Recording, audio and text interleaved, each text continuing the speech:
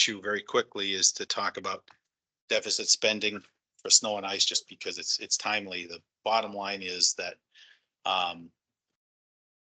currently the salt budget is we're at the point where we were about 18,000, and then it's actually 18,163.93.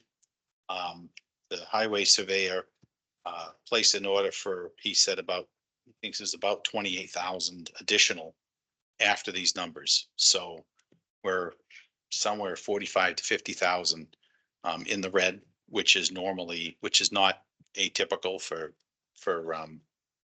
this time of year.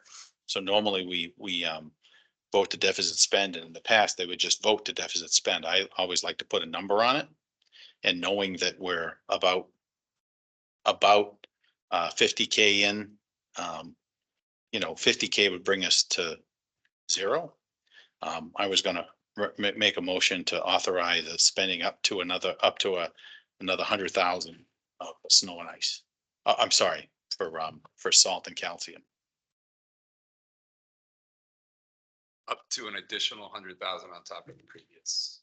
In other words, what was originally budgeted. So we know we're already about -50, which is allowable in that particular part of the budget. So if we voted 50, we just basically bring us back to zero. Now there is no question. There is, the salt shed's got salt in it. So, we could come back and vote again if they have to put another order in. Or we can just assume that there's going to be potentially one more order.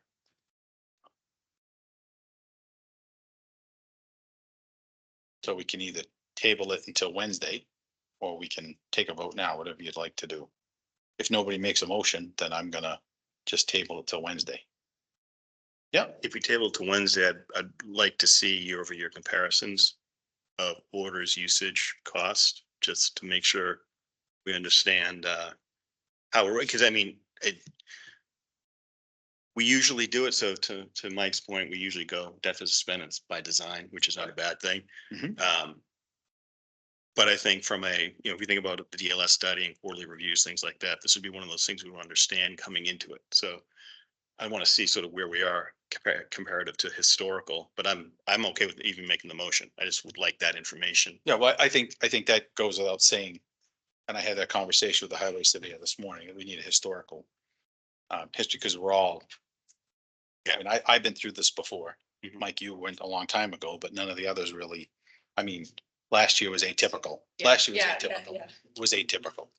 And we want to avoid where we were last year, where we said our budget we were deficit spending, but to an extreme, we have to actually pull that back, I believe. Right. So that's right. That's why I'm right. So let's make the motion, because we have to do it. But then we need to look at the follow-up. If you make the motion for an additional 50 up to 100K, I'll say so moved. If you make. All right. Well, the motion is for we're already at -50. So I'd like to make a motion to allow the salt and calcium to be to a negative 100,000. So moved. Second. All those in favor? Aye. All right. All right. It's unanimous. Thank you. All right. Interview town administrator candidates. The plan is each one of these, we have 3 to be interviewed. Each one will be a total of about an hour. With I'll give an introduction, welcome them, ask a couple of questions, and then ask each one of you to ask a question as we've designed, and then we'll give them an opportunity to wrap it up and ask questions themselves. So who's the first one? Cody. First, go down to the first. If you could go down and get Cody Haddad.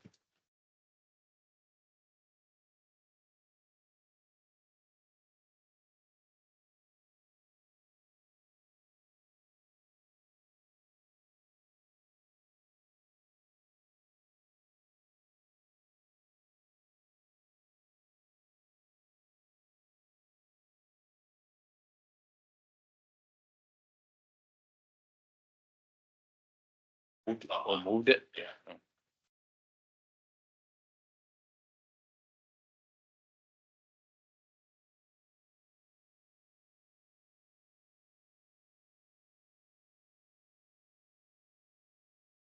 Will David be keeping an eye on the clock for us? Both of us. Since I have it. Kind of one of the things about sitting here Yeah. instead of there. So I didn't have to look out the corner of my eye. Yeah, so we have one there. We should put one there. Oh, like a screen. Yeah, Or like a screen. Oh. a huge, What- This screen. yeah, like, right? That was- That's a really good idea. I need glasses for that screen, But you know. Hi. Hello. Afternoon. Hi, Cody. Hi, take a seat. Welcome. Thank you for having me. I'm Mike Morale, the chair, and we're gonna kind of jump into this. We've all seen your cover letter and your resume.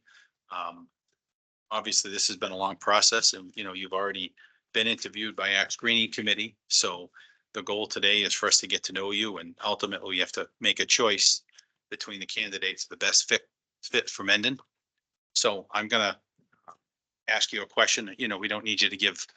You can, I guess, give us a little bit of introduction in the answer to this first Sure, question. yeah. And then you'll have an opportunity to kind of wrap it up and ask questions yourself. Very good. Okay. So just to read here, as you can imagine, many of us have probably done a Google search on your name. We've seen public interviews you did and read newspaper articles. So I'd ask you to discuss your perspective on what you've seen, and in particular your background of leaving positions, and whatever comments you might want to provide to us based on what's out there in the public about you. Yeah, Okay. absolutely. Well, first, thank you for having me. Cody Haddad. I'm currently the town administrator in the town of Halifax. Prior to that, I was the assistant town administrator, director of development grants in the town of Dartmouth. To answer your question, be very direct, and I brought this up in the screening committee. I'm looking for a community collaboration. And one thing I hope that you learned about me today is I'm a collaborator through and through, particularly in being a town administrator. You want to see things accomplished for the community. And in order to do that, you need to collaborate. And the reason really looking to potentially another community, in particular Mendon, is I think there's demonstrated collaboration. And in the interview process initially, David mentioned kind of the intense collaboration that's been occurring, the things that you've gotten done. And in particular, the lack of collaboration can lead to, not getting things done, not getting things accomplished. And so in my current community, I have a great relationship with my board. We've gotten things done, but there is a sense of a lack of collaboration. And, I think that's an open thing, a fair thing to say. It's well known throughout the community. So it's hard to accomplish things. And I'm looking to, accomplish things. I want to better the community. When I look at Mendon, I look at it and I see, I enjoy being in a small town. So Dartmouth was a much larger community, 34,000 people.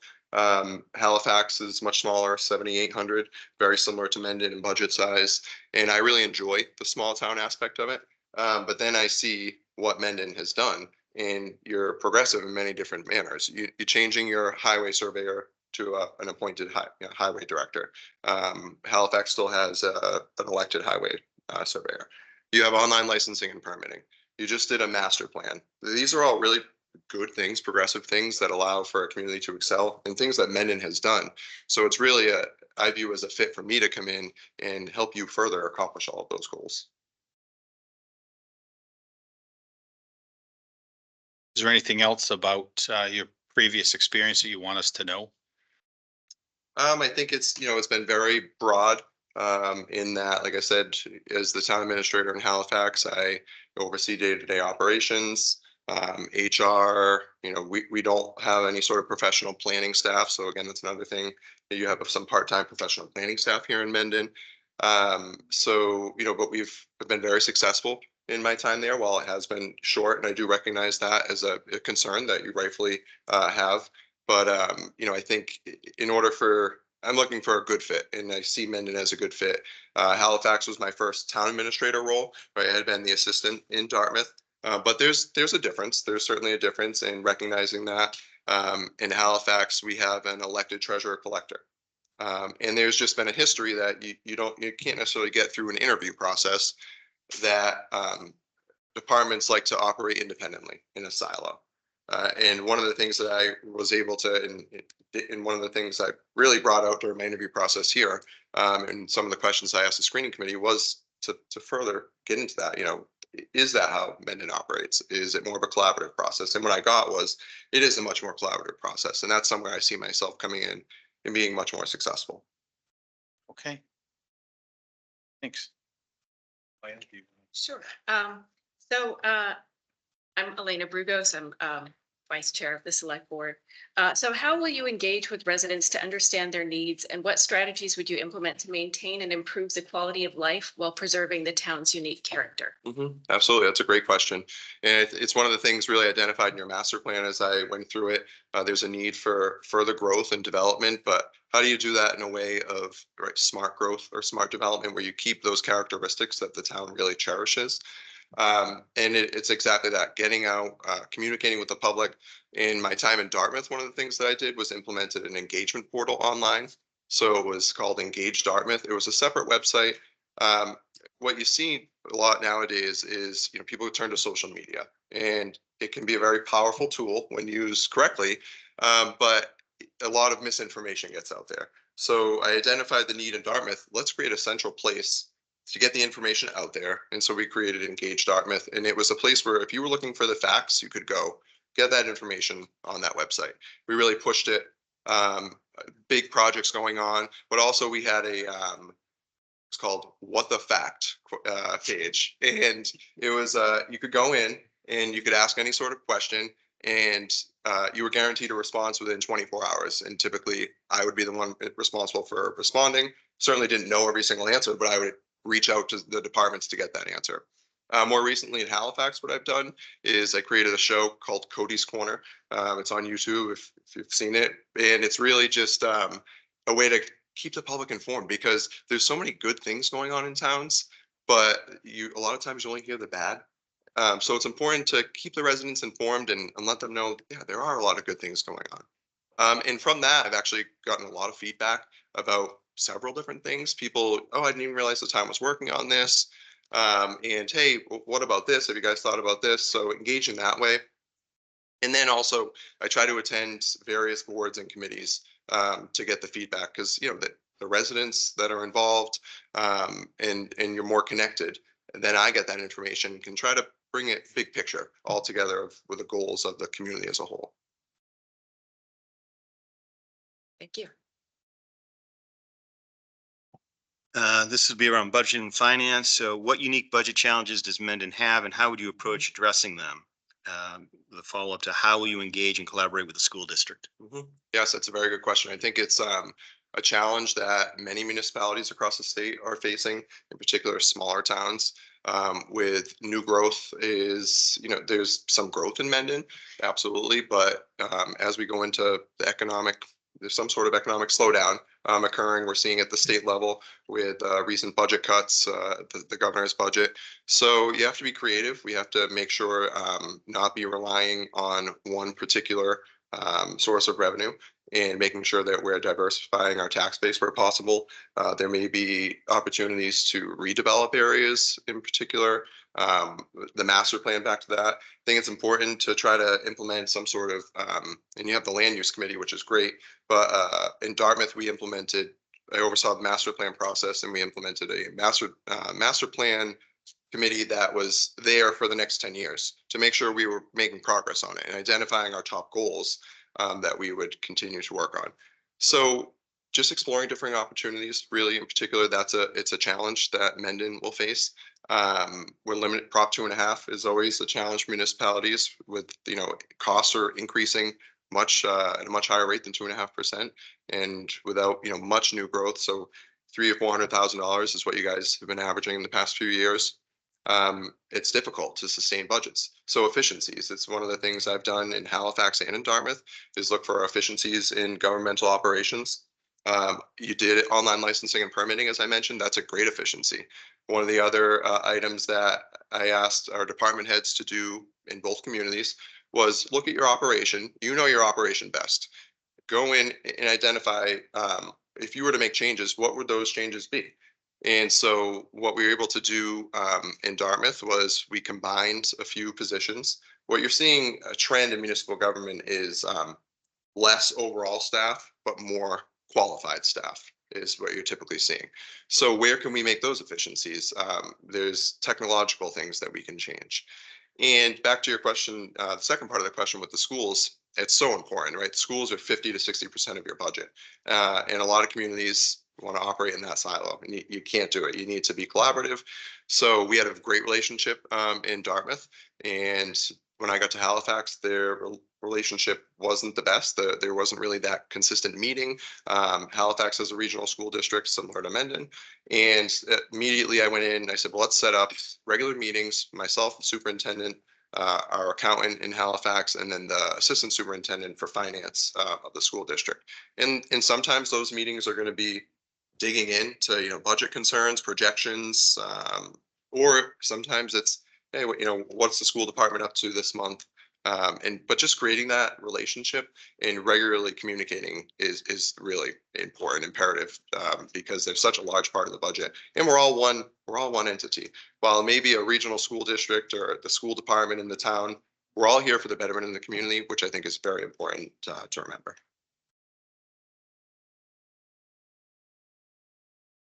You have any follow-up, Mike? Regarding efficiencies, I'm just curious, whether it be Dartmouth or Halifax, any examples of regionalization or shared services you could speak to, or what are your thoughts on that? Yeah, you definitely, and particularly in smaller communities, you have to look to shared services where it makes sense. In Halifax, we were without a building commissioner for some time. So we shared, worked with a neighboring community to share a building commissioner.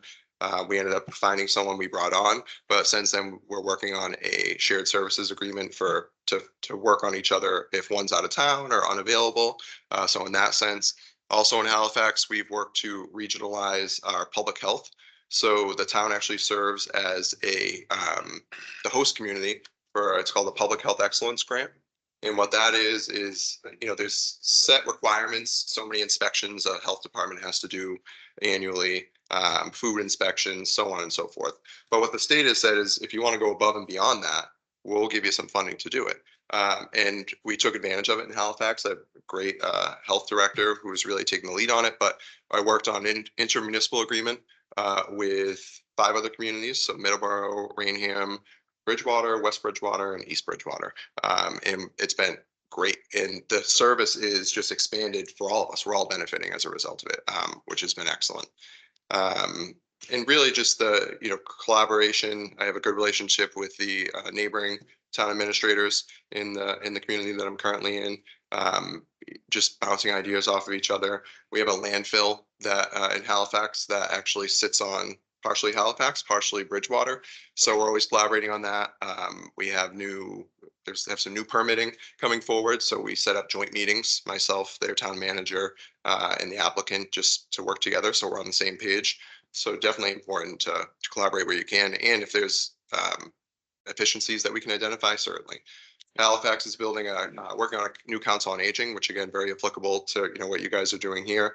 And one of the things that we've talked about is maybe teaming up with a much smaller community of 2,500, 3,000 residents to our next to us, Plimpton, and maybe regionalizing a council on aging. And the end result is better services for everybody and much more financially effective. So we're going to go right into communication. So just follow up on the last set of comments there. Please tell us a little bit about your communication skills and preferences, how you'll engage with the select board, the town boards, the committees, and then the good one, how are you going to ensure transparency across all of that? Yeah, absolutely. That's a great question. So in particular, I'll take them kind of one by one with the board itself. It's a very important relationship, obviously. And, it would take me coming in and working with each of you on an individual level and a collective level to identify what are your preferred communication methods. Now, my goal is you all receive the same information. What I don't want is to give, one more, one less. I want to provide you all with the information that you need. But yeah, that can be in various forms, and so I would need to learn how you like it. Currently, I have one member who never checks his email. He doesn't, want emails. So, and he said to me, "Look, I have no interest in kind of unless it's an emergency. I don't want to know. You can send it in an email, and that's fine." So I send out regular updates via email to the whole board, and if there's something more time sensitive, that's where I've gotten to kind of know each member what they look for. I have one member who prefers a text, right? He'll just, can you text me if something comes up? I'm not on email. I have one who prefers a phone call. So, it varies, and you have to find that happy medium of, I can't call the board, all 5 members every day, all day, every time something comes up, but working with you on what are your expectations? As far as, with various boards and committees, like I said, I think it's important to get out to those meetings, attend those meetings. Even if it's not necessarily something that you need to be there for, just, yeah, the role I view of the town administrator is, big picture to kind of accomplish the goals of the town, of the community. So it's important to go to those various boards and committees, attend those, meet with them, meet with the chair, meet with the public. And the transparency aspect of it. That's one of the reasons I started the little local show in Halifax, is because I felt there wasn't a ton of transparency. And, it's actually been, the feedback's been very great, and it's been very receptive. So just getting the information out there, and doing the best that we can to provide the residents an opportunity to give the feedback back to us.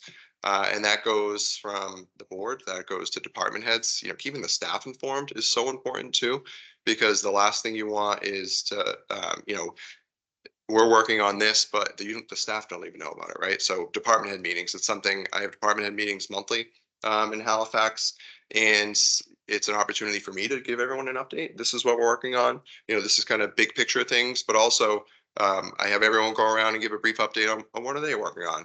I actually just implemented something a few months ago where I have each department provide a presentation, brief, 10-15 minute presentation on what are you doing? What does your department do? And it's been really eye-opening, because a lot of departments have realized, oh, I didn't realize the town clerk processed, 5,000 ballots last year, or I didn't know they had so many 1,600 dog licenses, or whatever it may be. But you get to understand, oh, that's what the town clerk does, or the volume of libraries. Our library director recently went, and everyone, the thought of, well, libraries aren't utilized that much anymore. And then she shares, her numbers of just how utilized the library is, and you say, oh, wow, yeah, libraries are utilized quite a bit. So just the nonstop communication. I have an open door policy. Anytime someone wants to speak, whether it's a member of the public, as long as I'm available, yeah, come on in, have a seat, and let's talk about it. And that's how you get things done, communicating and talking about things. So my follow-up to that would be one that I was asked, select board member, which is, that's really, it sounds like a lot. So how are you going to prevent yourself from burning out by going to all of those things and listening to all of those people? So it's not on a regular basis. There's no way I can attend every planning board meeting or every conservation commission meeting, but it's important every once in a while to stop in. And particularly, at first, if I'm selected, to get in and get to know the key stakeholders of the community. Because while, I'll certainly get to know all of you, it's important. There's so many other people as part of the community that may be on a planning board, or maybe not on a board or committee at all, that are really key in the town, and play a role and have influence. So identifying those people, talking to everybody. But yeah, you have to. It certainly wouldn't be like a regular thing. It's as needed, or if there's a big issue coming up. A big issue in Halifax recently was we had a Starbucks, right? So Starbucks wanted to come into town, and so just making myself available for that. There was not much that I could necessarily offer, right? It was more in the hands of the engineers, the planning board, but just, hey, I'm here if anything's needed, to support you guys. Thanks. All right, so my question kind of touches on some things that you've already talked about, but for management and leadership style, how will you bring departments together as a team? And what is your philosophy and approach to performance management and evaluation? Yeah, so back to that collaboration, it's so important. There is no single department or effort that we undertake that doesn't touch almost every department right within the town. So part of that is just making sure that everyone is aware, right, that this is the impact. Maybe in your department, this is what happens, but this is big picture where things are. And so that's where the department head meetings, I think, come in, but also creating teams. I'm big on teams for various projects. So financial team we created when I got to Halifax, and just regular meetings discussing things. And whatever project we're working on, I try to bring additional people in. So you guys brought in Springbrook, the financial software. I'm actually in the process of doing that in Halifax. And we put together a team to, an implementation team for that. And then also I like to expand it. So maybe it seems like we're going to have, our treasurer collector involved and our assistant treasurer collector. But also I like to expand it, open it up to other individuals who maybe aren't the people you would say are needed to be involved, but it's good to have different perspective. And it's also good to, to have employees show initiative. So I try to expand our teams and really diversify them, because with that, you get a greater perspective and the end result is greater. As far as performance evaluations, it's funny you say that. It's something I've been working on in Halifax. So performance evaluations have historically been done, but it's been more of checking a box. And so there's, in my opinion, no value if you're not going to spend the time and effort to really put into it a performance evaluation, what you should. So we're working on a new system right now with performance evaluations. And part of that is really just training our department heads and the staff completing these evaluations so they know how to complete them, because it's a really great tool if you use it correctly and if you put the time and effort into it. If you don't do that, then you're just checking a box, and there's really not much of a value to it. So we did a compensation and classification study in Halifax, implemented that. And one of the items that I'm really trying to push is, because you hear this often, and particularly in municipal government, is there's no incentive to go above and beyond, for an employee to go above and beyond. Because you maybe get your same step increase and your same cost of living adjustment as everyone else.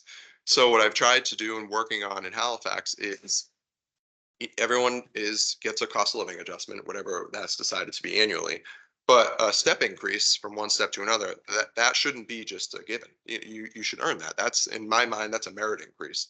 So what we're working to do is, as part of the evaluation, it would be tied to that step increase. So if you get an evaluation ranking of above satisfactory or higher, then you would be entitled to that step increase. So it's different. It's much different than what most people are used to and what a lot of municipalities are used to. But it really puts in that incentive for employees to go above and beyond, and it also rewards your employees that do go above and beyond, which is very important. So they're a very important tool when utilized correctly. That's really interesting. So my follow-up question to that would be, so you're trying to make what's a pretty dramatic change to the pay structure. What barriers are you faced and how are you overcoming them? Well, I think it's obviously the past practice of, historically always just getting that. So people, there's a sense of somewhat entitlement because that's just how it's been. But I think the idea is really getting the information out that this is a positive thing, because much of the feedback that I heard was, well, I don't think it's fair that so-and-so does the bare minimum every day and I go above and beyond and I don't get any sort of reward for it. And usually you have more employees that do go above and beyond and that, will be eligible for that step increase. So just trying to get the buy-in of it is probably the biggest challenge, and explaining it that it's definitely a change. It's a big difference, but it's not necessarily a bad thing. This is a good thing. Thank you. Thank you. Question on that, which is, how would you evaluate your own performance? That's a very good question. I think I am very hardworking, very transparent. One of the things that I say to everybody, and my board actually just completed my evaluation with very high remarks, is that everyone has something to improve on. That's the reality, and I get that to our department heads in particular, that if you're doing these performance evaluations correctly, then you do have something to improve on, and that's not a bad thing, right? Everyone can improve in different areas, and so the important thing is being able to identify that. So where I think I can improve is really just, when I came into Halifax, in Dartmouth, I had very strong department heads. They really were. So it was more of a hands-off approach. It was open door. If you need something, I'm available. We check in regularly, but I'm going to let you do. I respect your your professionalism, and that you are the expert in your area, whether it's assessing, whatever it may be. But I'm going to let you do your thing. And so when I got to Halifax, I initially took that same approach and quickly kind of learned, okay, everyone's different. So I've certainly looked to improve that, where I meet with all of our department heads monthly, and ask questions to get an idea of what are they looking for from me. During a recent department head meeting, I did a little anonymous survey where I asked all the department heads to fill it out.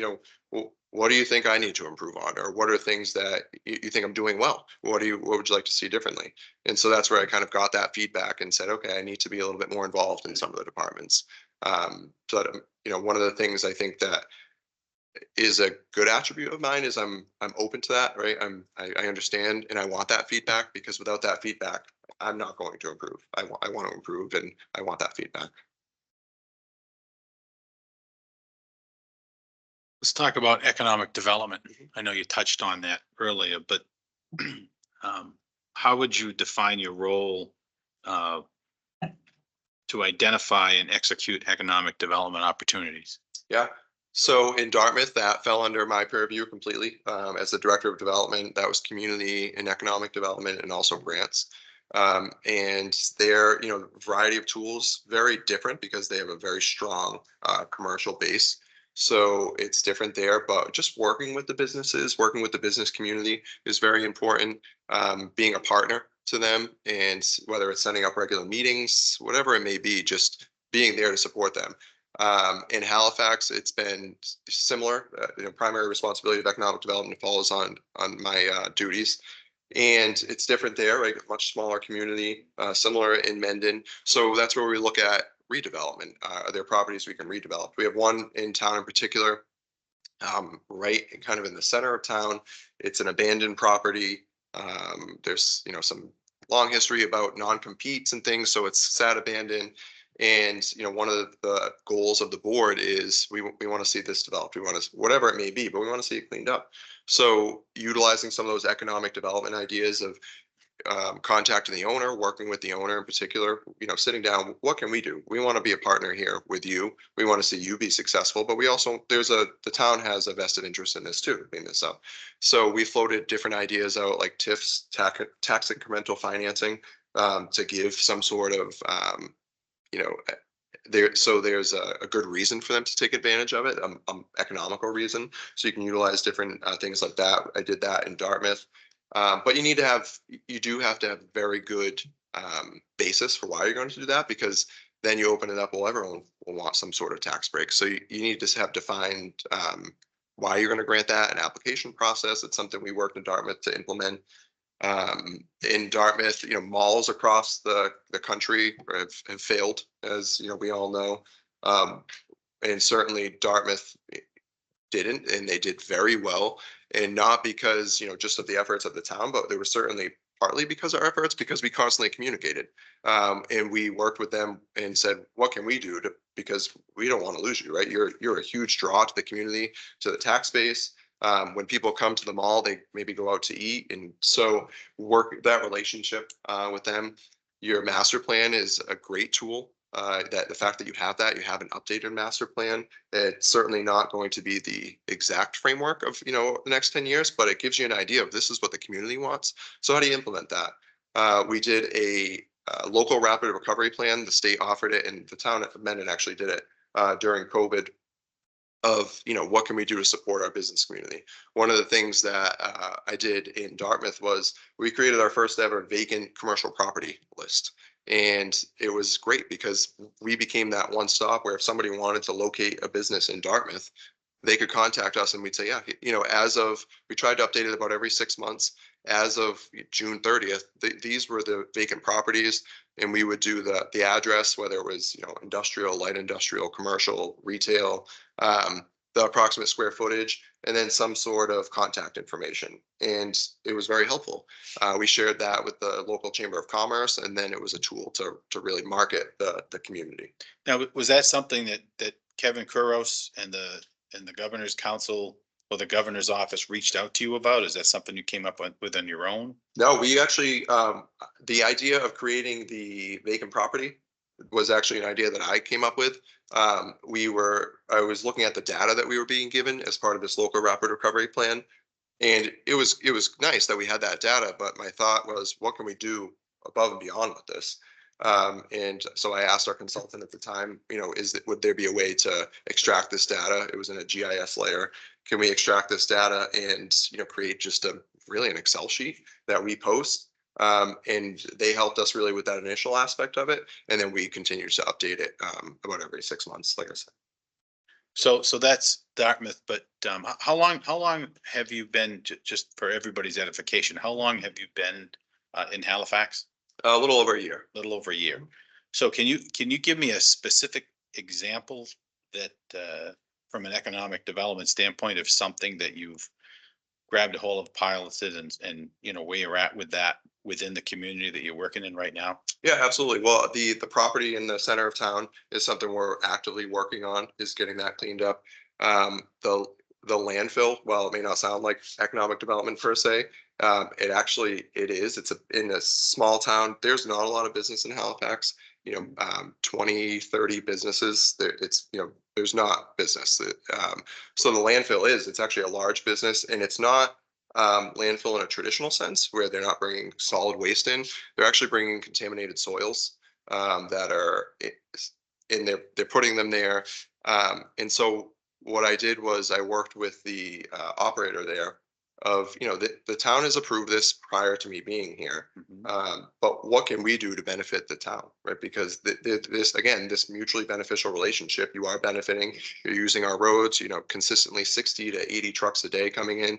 And so I was able to negotiate a fee, a 1% fee ultimately.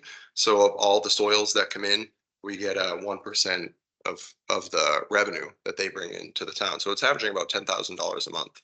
And then also the planning board, I do assist the planning board. Like I said, we don't have a professional planner.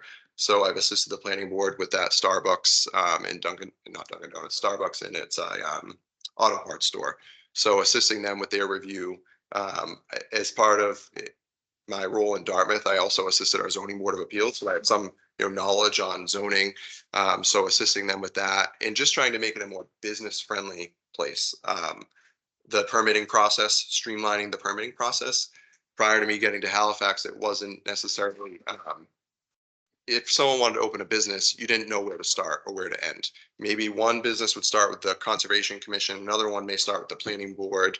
So there was no clear and defined process, which it really, it created an issue for businesses that wanted to locate in town. So brought all the departments together to create more of a streamlined process, which certainly helped with, helps bring in economic development. So in preparation to come here in front of us and apply here, I'm sure you looked into, Mendon, you talked about reviewing our master plan, and what would you, what are your thoughts about economic development in Mendon? How would you approach that? Well, I think you're one of the challenges and things that I would recommend going after is water, right? Water is an issue in Mendon. And so trying to get some public water infrastructure expanded into the commercial areas, because the reality is in order to get businesses, it's a lot easier to attract them if you have the utilities to support them. So getting the water in is something certainly that, we would look at and work with the neighboring communities to try to expand that. You have the Route 16, I believe it was, that the MassDOT will be working on in the next few years. So being more involved in that process.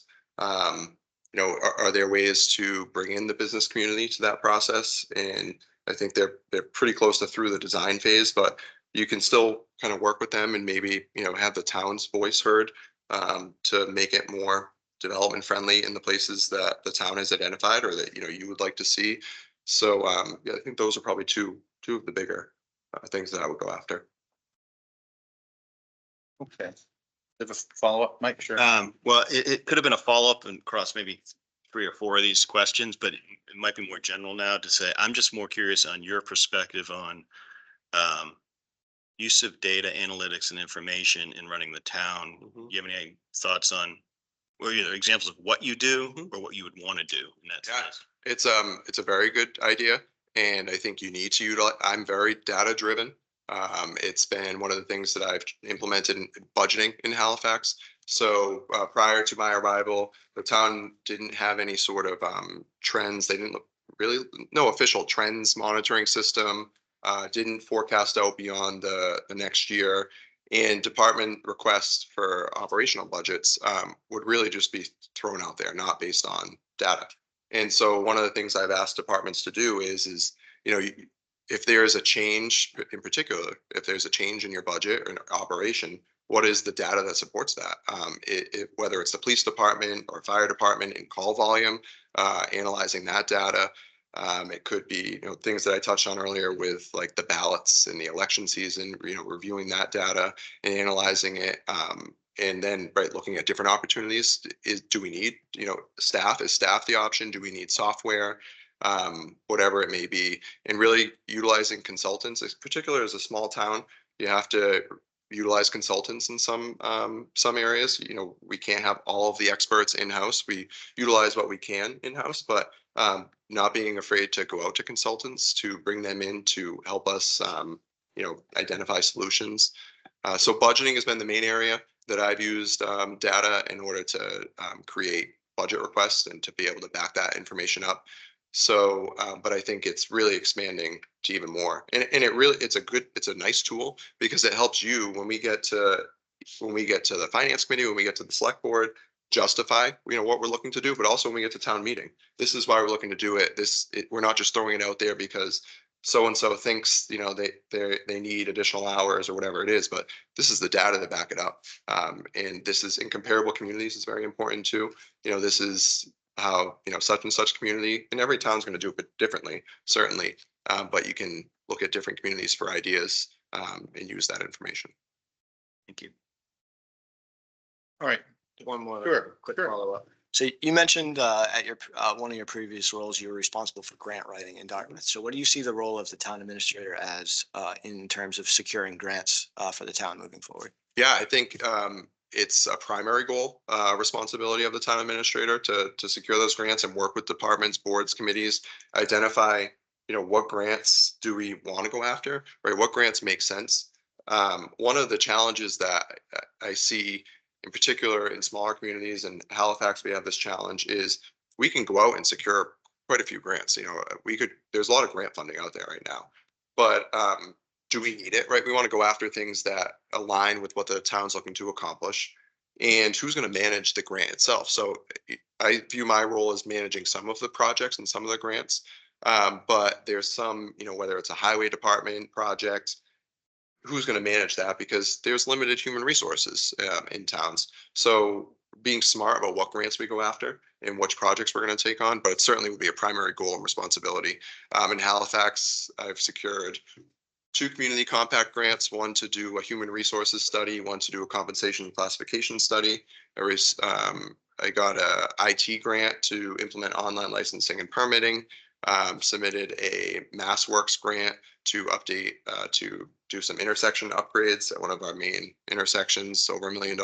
Haven't heard back on that. That period just opened. But yeah, grant experience has been extensive. So yeah, definitely a primary responsibility. Thank you. All right, so let's wrap this up with you. Give us a kind of a closing statement. Yeah, Going to close this and we'll give you about 3 minutes to, sure. up to 3 minutes to summarize. Oh, very good. Thank you. Well, thank you again for having me in. It's been a great process In the preliminary interviews, I really enjoyed speaking with the team you put together. It made me excited for the possibility of this opportunity because I think you have a great team in place. The way that David just spoke about the staff here, and you had various board committee members on there. And it seems like the goals that they envision of the community are really aligned with something that I think I could come in and be successful with. I enjoy being in a small town.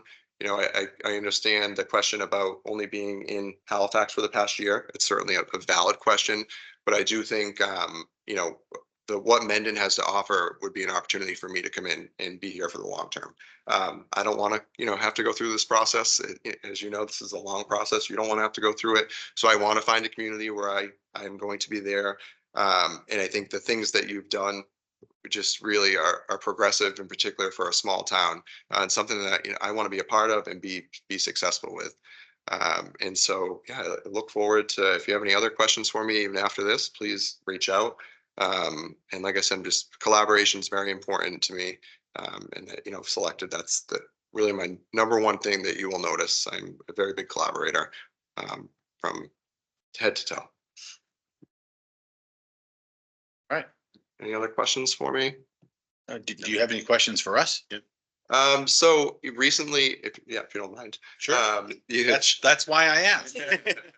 so the board in 2022 went from 3 to 5 members. Have any challenges that you guys have really identified with that as a board that you feel? I know some of you, are newer than others, but even just your perspective on things, what have been some of those challenges? I can tell you as I think the only one that was on the, well, no, Mike and I both, Mike was a member of the select board 10 years ago, I think, when it was a My second go around. Oh, okay. 3-member board. I've lived here all my life and watched the 3-member board. I was the chair of the FinCom for about 10 years and then decided to join the board when it was a 3-member board and was on the board when we transitioned from 3 to 5. And I would say to you that from my experience, I think it's been all positive. Okay. I think there were challenges with a 3-member board Mhm. that and the 5-member board really made the whole situation better, especially when you talk about being collaborative. I think having 5 perspectives rather than just 3 Yeah. actually makes the situation much better. Mhm. That's my answer. I mean, I echo that. I think expanding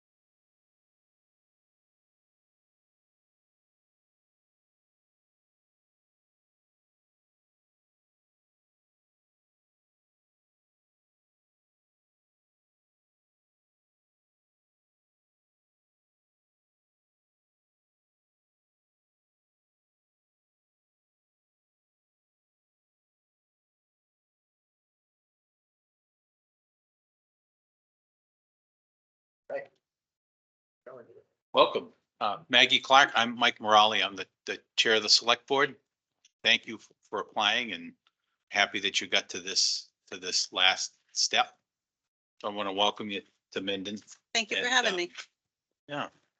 So just want to kind of jump into this, and what we're going to do is each of us have a question that we ask with maybe some follow-up. Okay. We'll give you a chance to summarize at the end. Okay. But just to begin with, and this is kind of a boilerplate thing that we've created here, but just as a background question, you know, as you can imagine, some of us did a Google search in your name. And, you know, in public interviews, some public interviews you may have done, or newspaper articles may be published. So I just want to give the opportunity that kind of right up front, the way it reads here, please discuss your perspective on what we may have seen, in particular, the background of leaving positions, and anything that might be in the, you know, kind of in the ether, so to speak, that you think that we might want to discuss. This is just a general question. I can't think of anything really controversial in my background, honestly. That's fine. If that's what we're trying to get to, I don't think. It's not, it's just a general. Okay, yeah, I don't think base. there's anything controversial. I mean, I am on the select board in Plainville, so obviously there's some news coverage and other things related to that. I'm on TV twice a month for that. So I mean, I think I am out there, but I don't think there's anything controversial or negative really, or anything that I'm ashamed of. So your background is you're a select board member in your home community, Correct. and then you're, as it says here, you're the Clerk of committees in the city of in Taunton. the city of Taunton. Correct. Okay, well, we've all read your resume, so I guess that's great. And why don't we, Elena, why don't you jump right in? Sure. Hi, I'm Elena Brugos. Hi. I'm going to ask the first question, which is has to do with residents. So how will you engage with residents to understand their needs, and what strategies would you implement to maintain and improve the quality of life while preserving the town's unique character? Okay, so two parts there, interaction with the community. As a resident, I have very much enjoyed being a part of my community. And what I think has driven me is the feeling of being able to influence things very directly. And so I think that on the flip side, being the person as the town administrator, I think the goal is to empower residents to feel that they are making an impact on their community. And so to answer the question a little bit more directly, I think that what you want to do is to encourage participation on boards and committees, and take the input from those boards and committees to heart, and let that drive the direction of the town. And what was the second part of the question? I guess, what strategies would you implement to maintain and improve the quality of life while preserving the town's unique character? Right. So I think that's a tricky question. I do, because I think Plainville's probably no different from Mendon in the sense that we like the character of our town. We like that kind of homey feel, the rural spaces, the sense of community. And what we're in Plainville, what we're always looking for are ways to diversify the tax base in order to kind of take the stress off of the residential taxpayer, because I think that is a way to improve the quality of life, is to reduce the pressure, or on the flip side, improve services. Improve services somehow, you know, there's a cost to that. That's a tricky question though, because economic development, do you really want economic development? And if so, where? And in order to drive that, you know, I would say you need to look at that very carefully. Personally, I would in my own community, and here I would as well, because you don't want to jeopardize that sense of community, that sense of culture that is your town. But if there's a chance of pursuing any economic development, and if it's looked at carefully, I think that is one way. And I've kind of thought about this. I think there are probably three things that can be done to influence economic development. The first is zoning. Taking a close look at what the zoning is and if it's set up in a way to encourage the types of economic development that you're looking for in the areas that you're looking for, that won't really hurt or take away from the culture of the town. Second, I think, is permitting and making it easy for developers to get the permits that they need through the planning board, conservation, zoning, building, making that easy and as streamlined as possible without taking away any control, but looking for ways to make that a little bit easier. The third is far more complicated, and we're not going to solve this today, but it's infrastructure and water and sewer. And I know that's an issue here, and that's probably not an issue. I shouldn't say that. That's a challenge. That's a challenge. So it's kind of a long-winded answer, but to improve the quality of life, it's either reduce the taxes or improve services.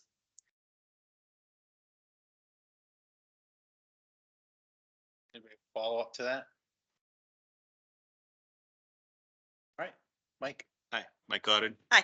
Nice to meet you. Nice to meet you.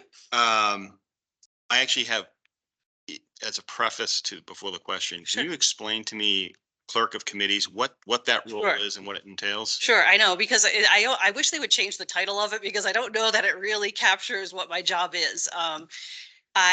So Taunton is a city, obviously, and there's a 9-member city council. And so I kind of serve as their person in City Hall. And the way the council is structured, there's the full municipal council, which includes the nine councilors plus the mayor. But then a lot of the work goes on in their committees, and there's many committees.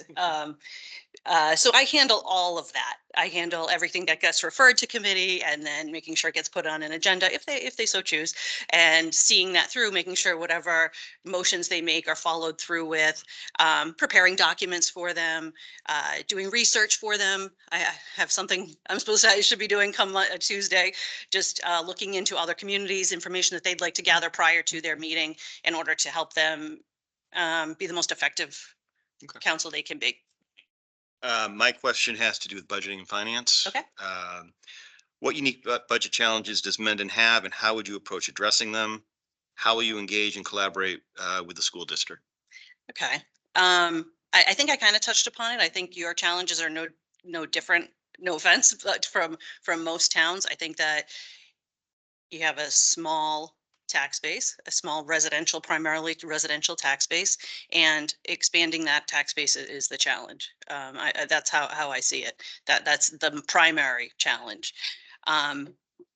Just to give you a little background in my own personal experience with budgeting, I don't know that it really comes through my resume because it seems like it hasn't, but I have kind of an expansive experience in budgeting.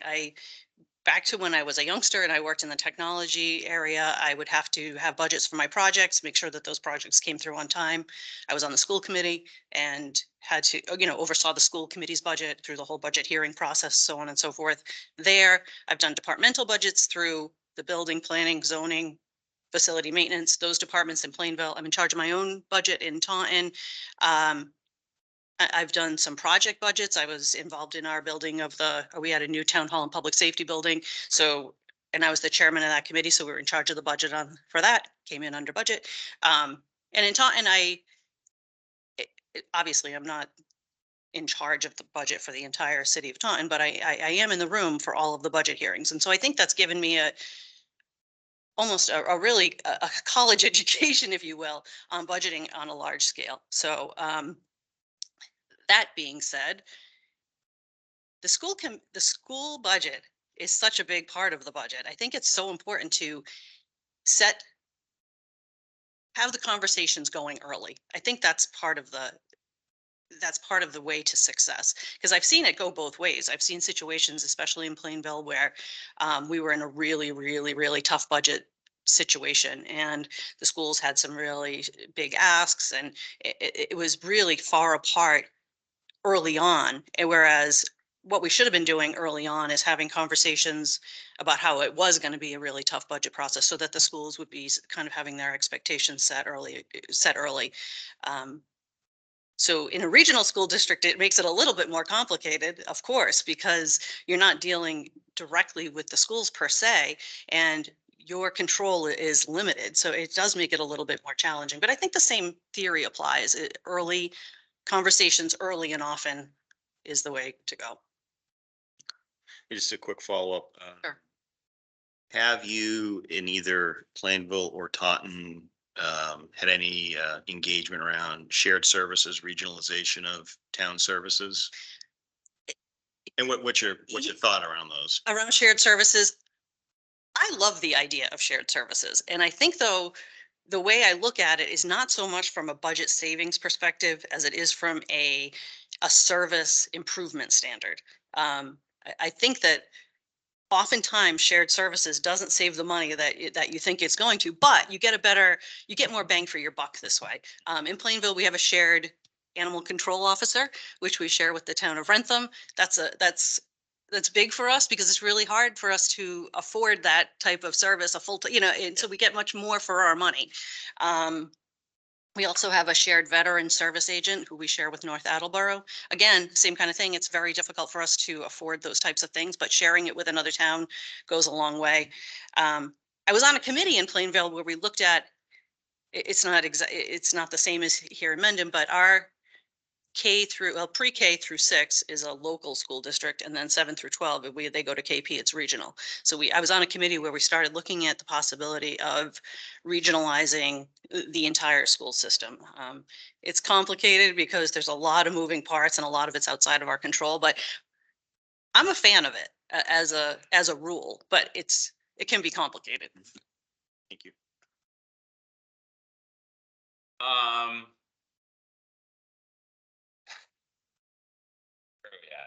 We're This is Jason Cooter, by the Yeah, way. I'm He's the Jason. newest. Jason? yeah, I got lost thinking about what my last question was for the last person and how I was going to integrate it into this one. So I apologize. It's all right. I'm Jason Cooter, yes, and I'm one of the newest members of the select board here. And so I'm going to ask you to tell us a little bit about your communication skills and your preferences and how you will engage with the select board, town boards, and committees. And while you're doing that, how are you going to ensure transparency?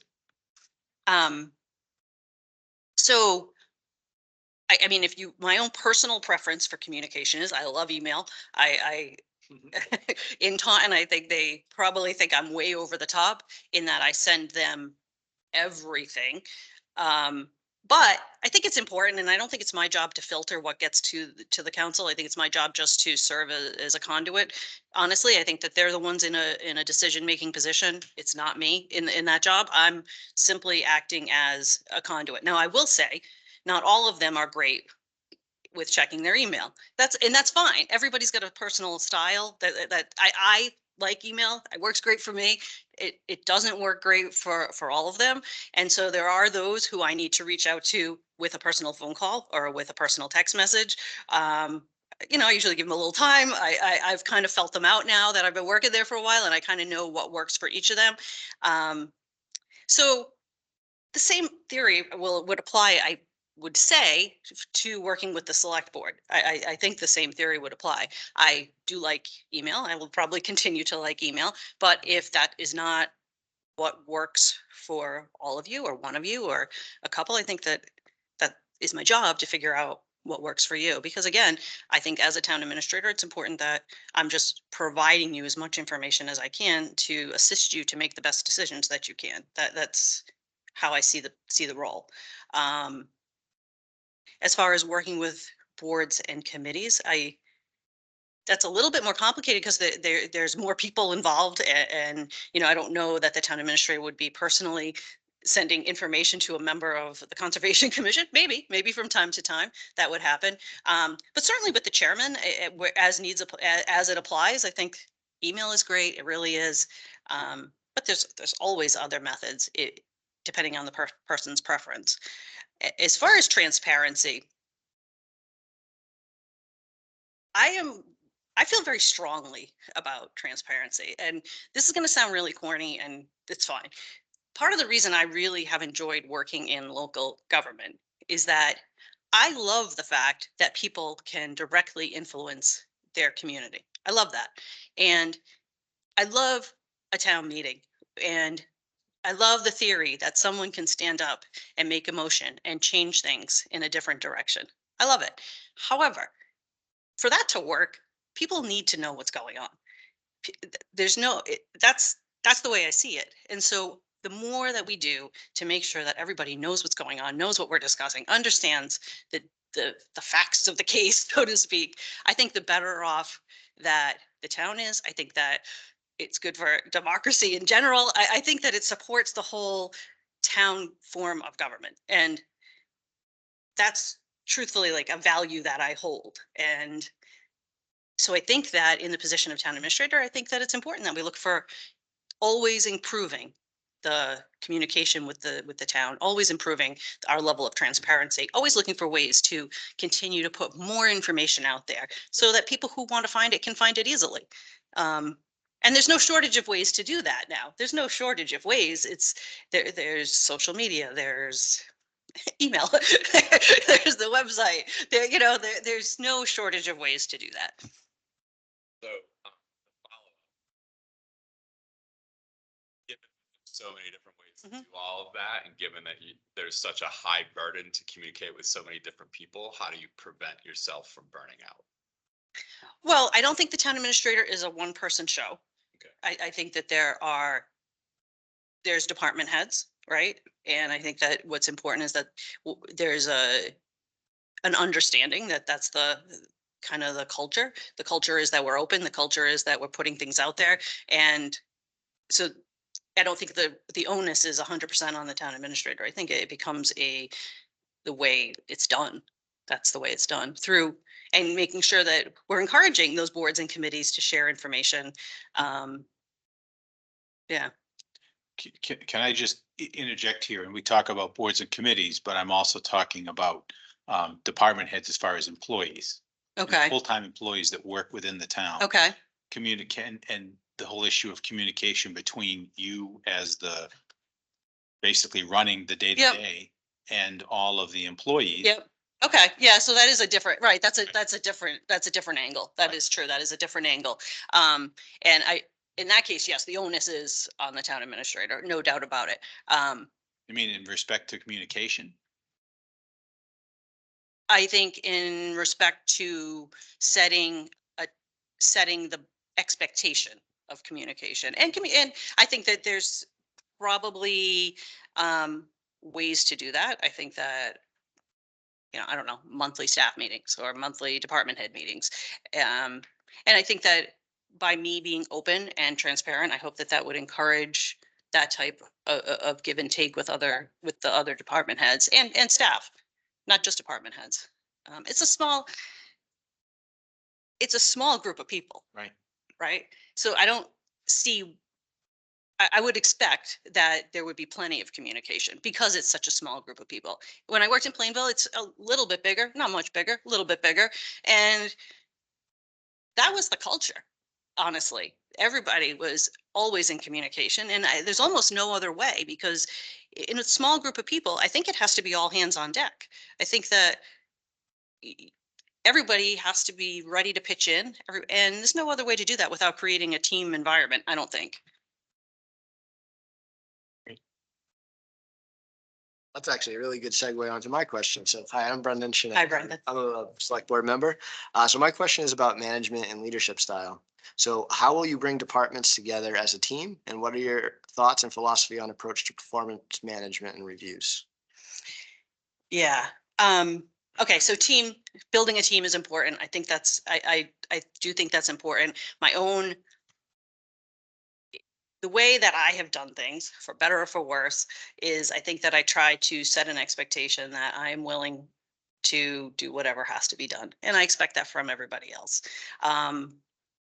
I don't know, this is just like a little story for fun.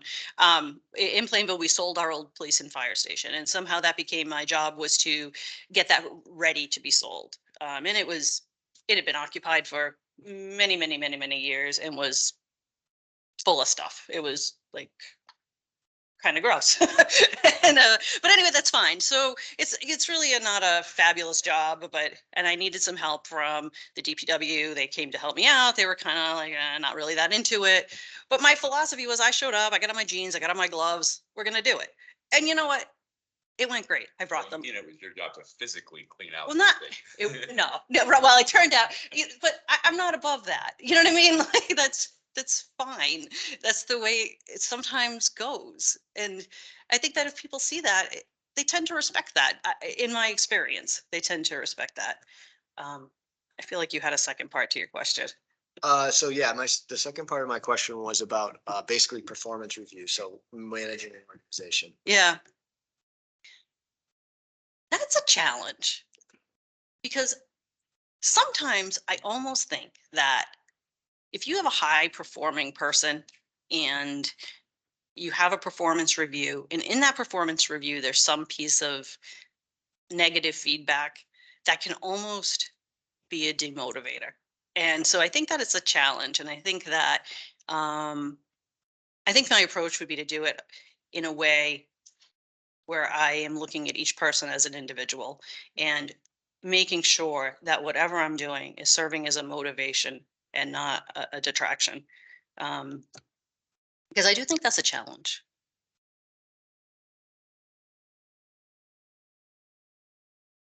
My follow-up question about that is, so how would you evaluate or measure your own success as, in the position? Like, how would you imagine in the future back? Yeah. How would you Yeah, like what would I see as Yeah, being what would- successful? Yeah, how would you right. decide you would measure this? So I think it would change from year to year, if I'm telling you the truth, because I think that in year one, I think that the expectations would be a little bit different as I settle in and the goals become a little bit more clearly defined. My goals would be whatever the goals are that the Board of Selectmen set for me. And that would be how I would measure my success. It would be my ability to succeed in meeting those goals. But I do think that would change from year to year as the needs of the town change, as the wishes of the select board change, and as I develop as a town administrator.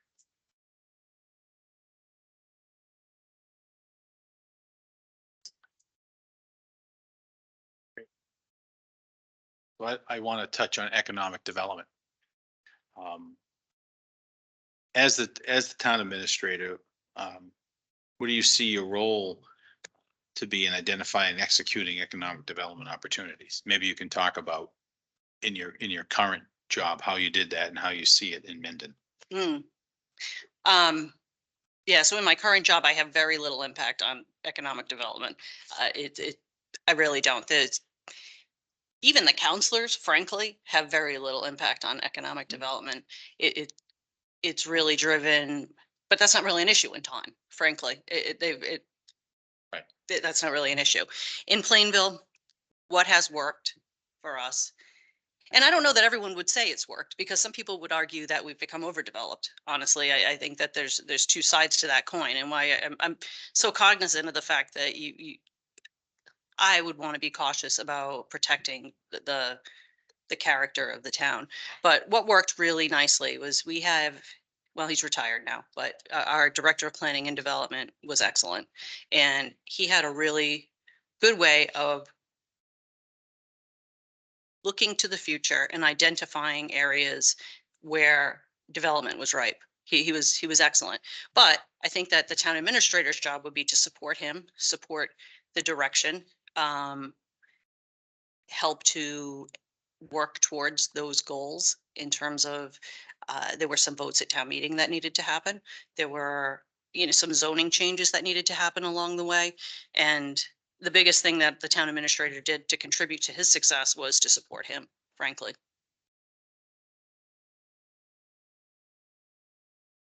So is there in either, you said you really in Taunton, the model of the government doesn't lend itself to that, but maybe in Plainville. Can you give an example of economic development in Plainville that was Successful? successful? Sure.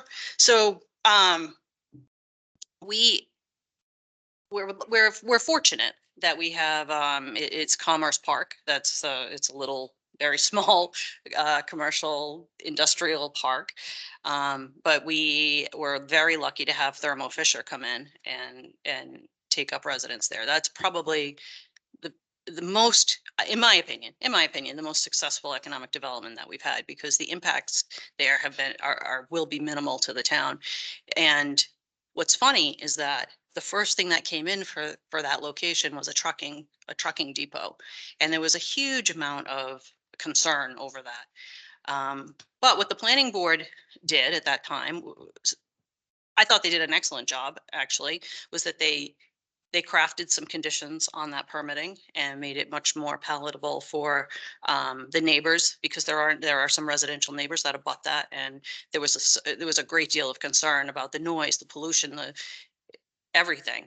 But again, our director of planning and development, who was excellent, worked with some other applicants who came in along the way. There was some luck involved. But we're really, really fortunate that Thermo Fisher set up shop there. How about, in what you've seen and dug into in Mendon, Mm. we've got a pretty good presence and information available online. Mhm. Do you have Yeah. any thoughts about economic development in Mendon and how you would approach that or how you would aid that?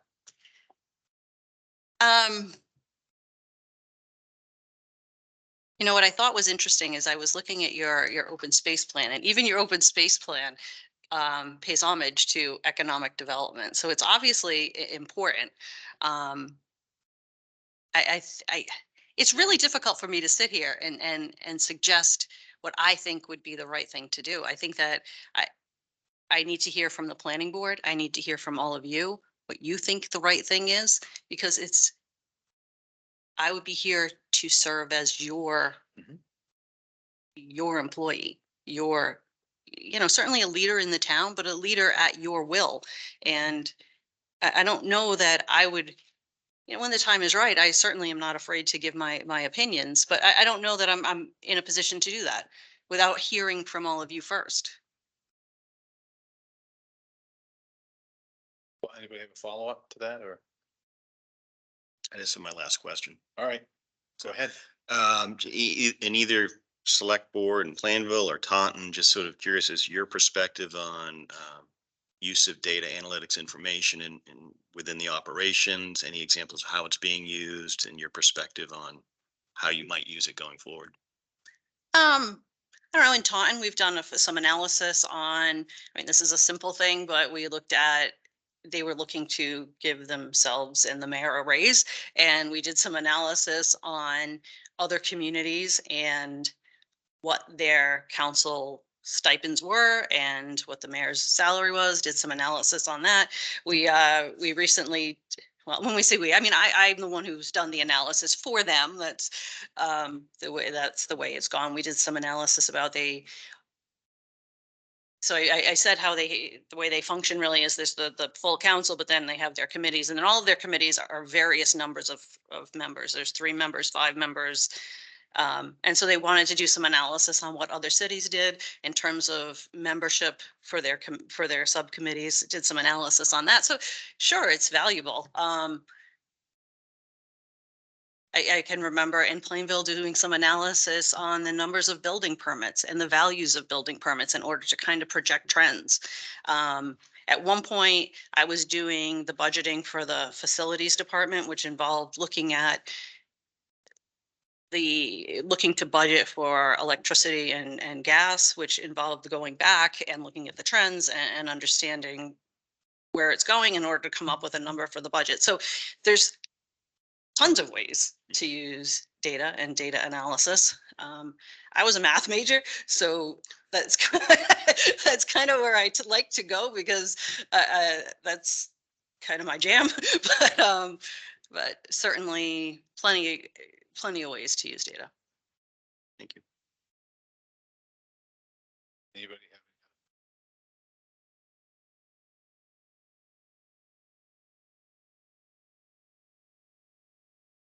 About grant writing. Right.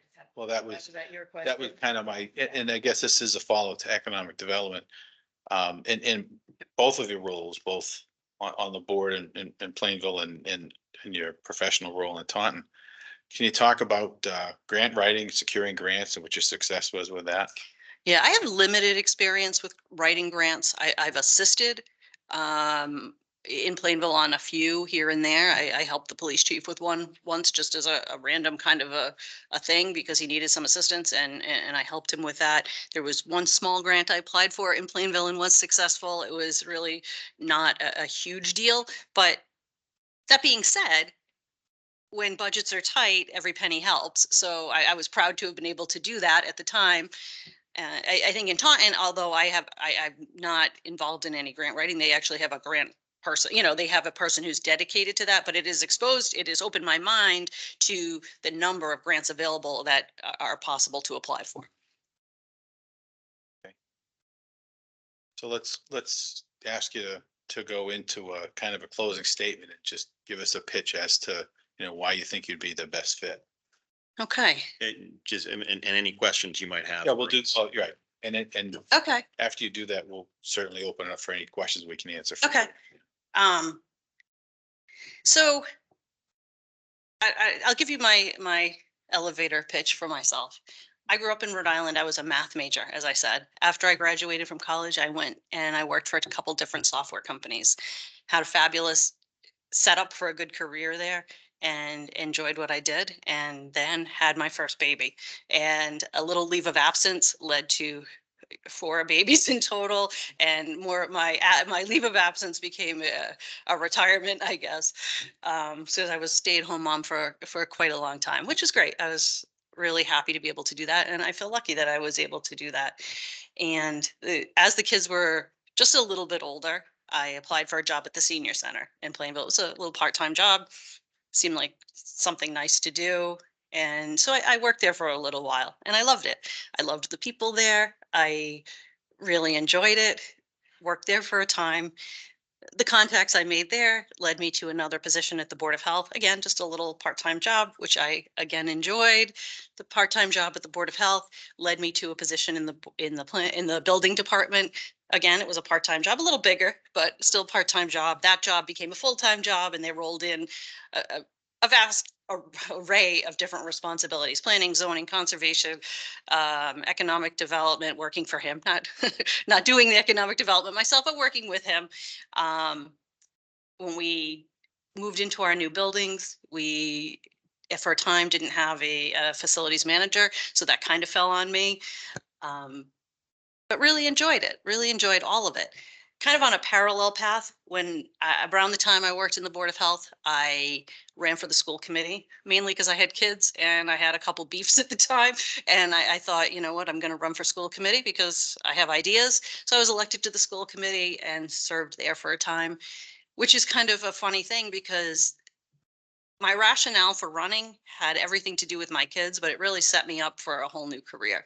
I gained experience with contracts and contract negotiations, collective bargaining, and the school committee appointed me to the permanent building committee. And I had no idea what I was getting into there, but I became the chair. We built a brand new town hall and public safety building and gained experience I never would have otherwise gained, and enjoyed every minute of it.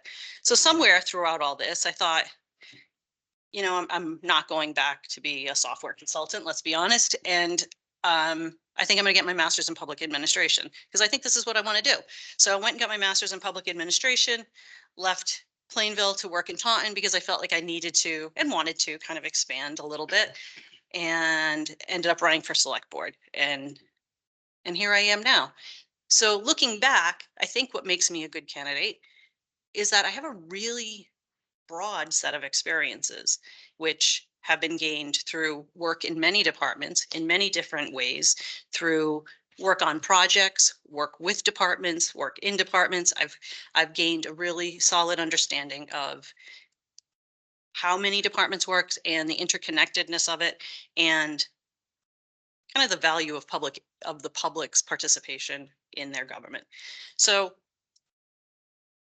I think that's about it. I think I'd be a good town administrator, tell you the truth. I do. I think I would do a good job. But you got to pick the right person for you, because I think that's important too. You have to find the person who fits. Do you have any questions for us that we can answer for you about Mendon or our board or anything in general? So I'd be curious, what do you see as the biggest challenges in Mendon for the new town administrator? Well, I'll say as the chair, I think in general, it's the budget. Yep. You know, it's what was it? James Carvin said, it's the economy, stupid. Right. Right. Yep. The truth is that we all know we've been through an area or a time of record inflation, and because of the way that the budget cycle is, you know, we've had a real escalating costs. Yep. And now they're beginning to catch up. And, you know, we've got a great financial team that has really helped us to quantify that now. And now we have to figure out a way to move forward.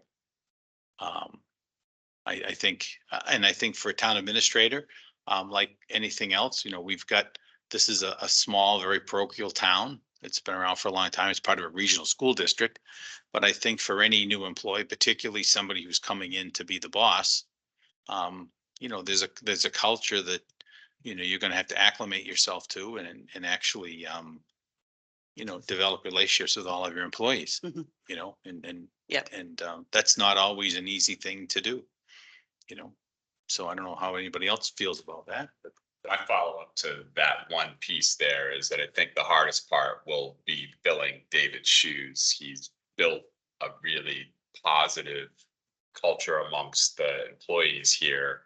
And that transition is not going to be hard because, you know, like coming in here and working with these employees is going to be hard. It's going to be hard because David's been a rock for them for the last 6 months here. And continuing that and building that trust is probably going to be difficult. And you're going to have to keep it cool during that period, I believe. And that's anybody who takes this job. Yep. Yeah, from my perspective, the budget's always difficult, always going to be, probably never Yep. not going to be difficult. But that initial coming in and the human experience feels to me like the most difficult part. I mean, I would add that in the last year, we've had the state, the Collins Center, DOR come in and take a look at some of our operations. So from a change management standpoint, the person taking this role will more than likely be in a position where we're going to look at our overall organization Mhm. and understand what's our future state need to be versus our current state. And from a change management standpoint, that will be a huge, I would say, benefit, but also a huge challenge to achieve that end state. Gotcha. Exciting though. It's exciting. agree. Anyone else? Well, then thank you very All much. right, no, thank you all. I appreciate it. Thank you. All right, good luck. Have a great day. Thank you, you too.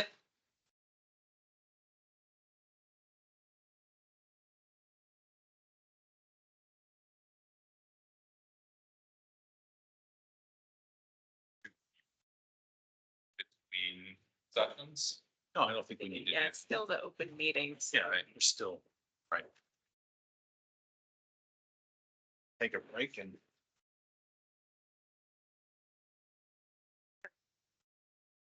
The next candidate. 2:15. If they come in early, I would suggest that we just bring them up. Yeah, right. Yeah.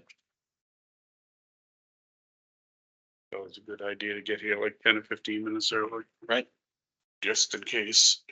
agree.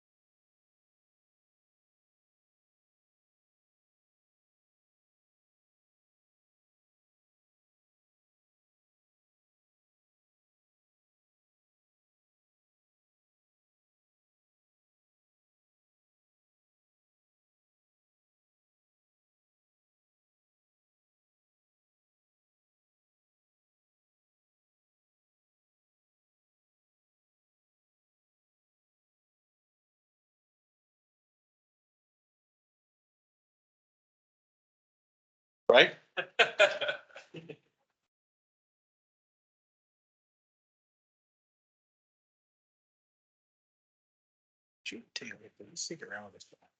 If there was a problem with that latch on this Vader thing. Yeah, you said you left the latch. I couldn't find it. No, I know, there's just, that was the point. There Oh, was. all right. Something You was said you missing. found a latch and that you. Hey, left it on. Brendan. It's Yes. Dan. I sent you a text. Can you just grab that third mic off the front table and put it back in front of Elena? Sure. I forgot we moved it for the water meeting.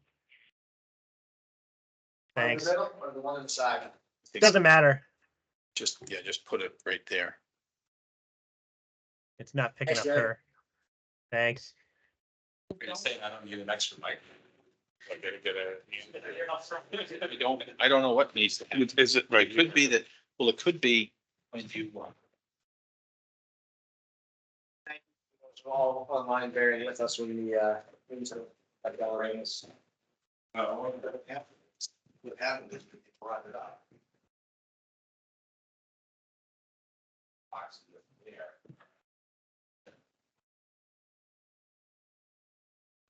Oh, just keep it going. And it's gonna look to me like you see here. If you don't couldn't get the lunch in the plant, it's something that's really something missing. But I'm not sure. Yeah, this maybe it's just operating error. This must be stuck.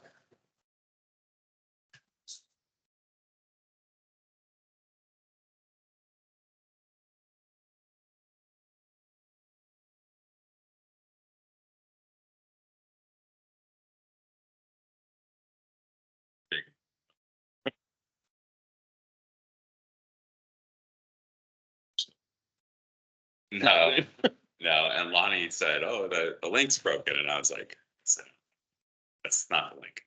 It looks like everybody got on, so that's good. Yeah. So when are they building statues? Yeah, demolish. Are you gonna be in the garden? Or on the front waving? Yeah. He's a good man. Yes, he is.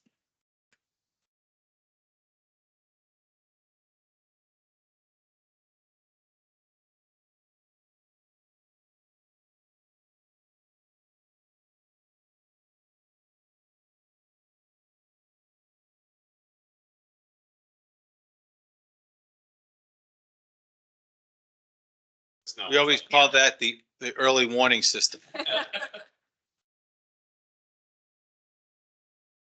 Sure, but it's been, you know what, it is squeaked like that since I can remember being a Cub Scout, right? And it. Right, no, I get that. And what I find problematic for me is that I remember when you were at the beach and I was old then, you know. But that, what's now, you know, the select board admin's office was the coat room. Because this is where we had our Cub Scout meetings. And that was where everybody stashed their coats, and then we came in that other door, which I don't know if, the other door there, and it's just, Well, that's where that door goes. I always wondered about that door. Yeah. It's such an odd thing to have a little office and then a door Yeah, on both and sides. then that addition, you know, the town hall used to stop after the back of the stage. Right. And then there was that piece that was added on that ultimately was built over the well. Little short-sighted. Yeah, well, I think it was a matter of, this is, what choice do we have? Right. You know, we needed to, and it was part of it was to make it handicap accessible. Mhm. We had to have the elevator, and where do you put it? Where else can you put it? Mm. It, you know. But.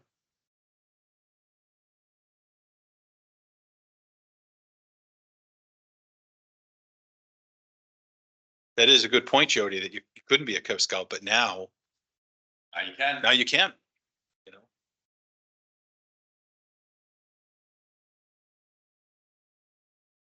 But did you? Was that right? Oh, I never, that's great.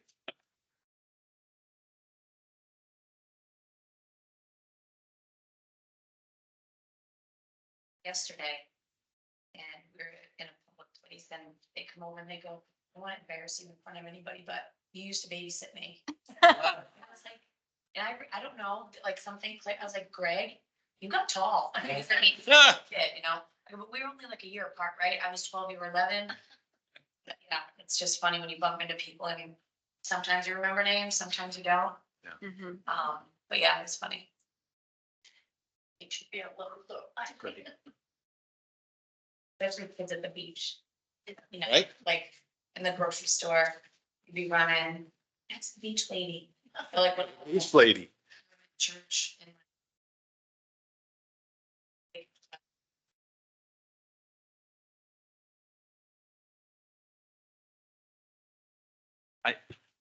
I had an aunt in Hopedale. Matter of fact, my uncle's name, Ben Phillips, is, on that stone sign in front of the sewer department, in Hopedale. And his wife Alice, my aunt Alice Phillips, her title was matron of the beach. When Hopedale had the beach that they don't use anymore for that, but she was the one who kind of was in that building and, admitted everybody in there, and they had like little lockers with tags. And you think about these days about that whole scenario, talk about an ancient past.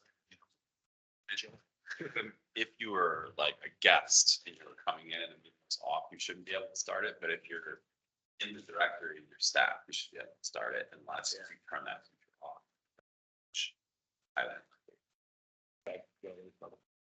Devices, multiple networks. That's why you need a standard meeting. Yeah, working on it. That's actually. It's covered on. Be able to bring it up here.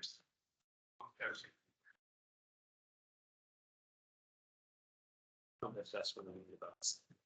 They got it off.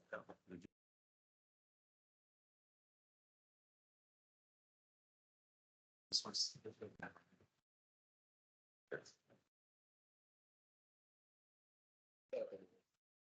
Very network. I mean. Different. Where we are as residents, really very fun people, but it's in fact, there was one resident came out of the hotel. Got on the edge of that. RoboCop. I don't know. And it didn't bother me to have some. Right, yeah, But yeah. you don't even have any. Yeah, this promoting something, and that's the hardest part, right? And Yeah. making changes or building things. It'll only be a sentence and sentence there. Right, exactly. That initial lift is the hardest part. Yeah,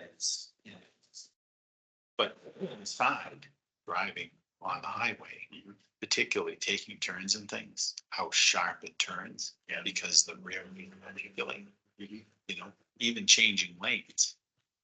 So, because if you think, at higher speeds, if you turn left, Right. the rear wheels also turn left. So the whole thing kind of moves over. Crab walks over. It's amazing. It's a big screen. I mean, well, it's wider, but of course, it's also, it's cavernous inside. I mean, the captain's chair is a bucket seats, and then the rear seat.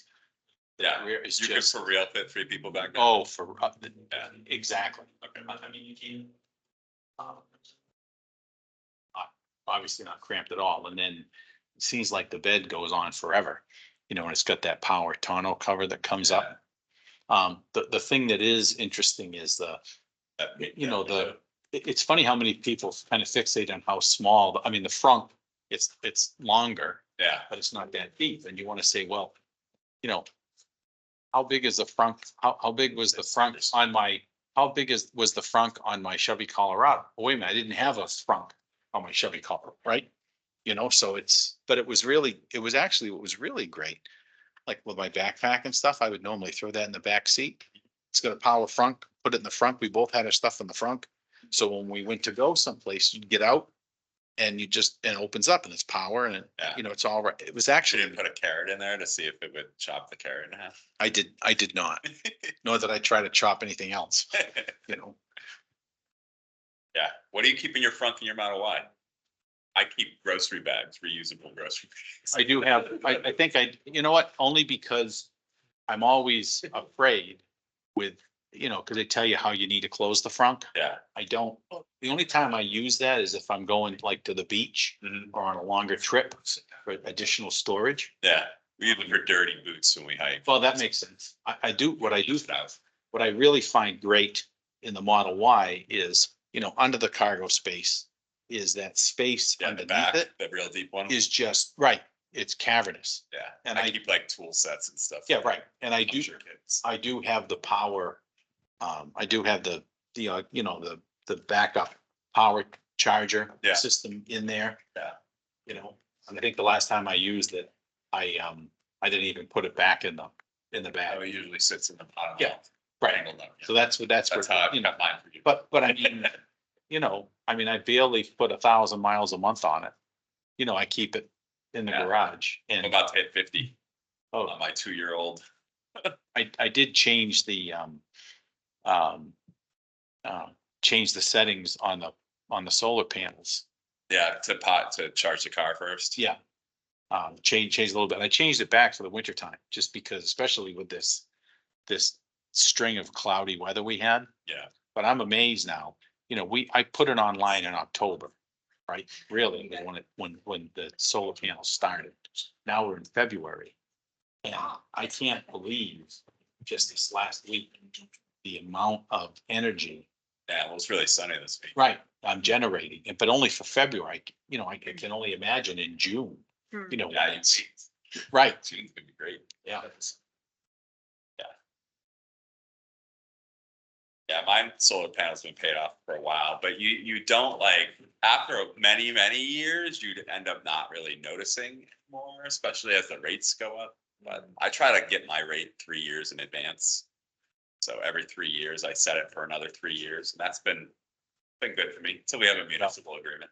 Yeah, right. Well, I'm interested to see what the, what's it called? Look at the virtual power plant, Yeah, how that's gonna affect everything. well, that new, the Powerwall 3, I saw can do 30 kilowatts. Yeah, I know. Absolutely insane. You get a couple of those at your house and you are a power. Right. Hmm. It really Really is. nuts. I love the way that if the storm is coming, it automatically switches the Yeah. system. So you're is- wasting isn't- electricity. Right, and it gets make sure that your batteries are Yeah, topped up and, I like how quiet it is. So when the power is out, so when it switches over to the battery powered, like I wasn't sure if the electricity Oopsie. came on once in our neighborhood.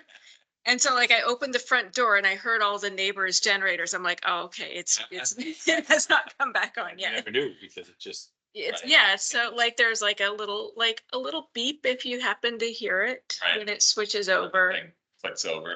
Yeah, and it made like that one night, I guess it was in December, where like the batteries made it through to like 7:30 in the morning. And then, but our internet was down, so we could no longer monitor how much energy Oh. there was. So I'm like, I made my morning tea. I'm like, you know what, if we, like, I'm gonna, and then like, yeah, we ran out, like probably pushed it over the edge with the tea kettle. Mm. But then by like 8:30, the sun was up and the power came back on and yeah, so they replenished, so. And that was when I wasn't sure if the power was back on. I'm like, wait, Yeah. is this our solar panels? I've been kicking back and forth whether or not to add battery.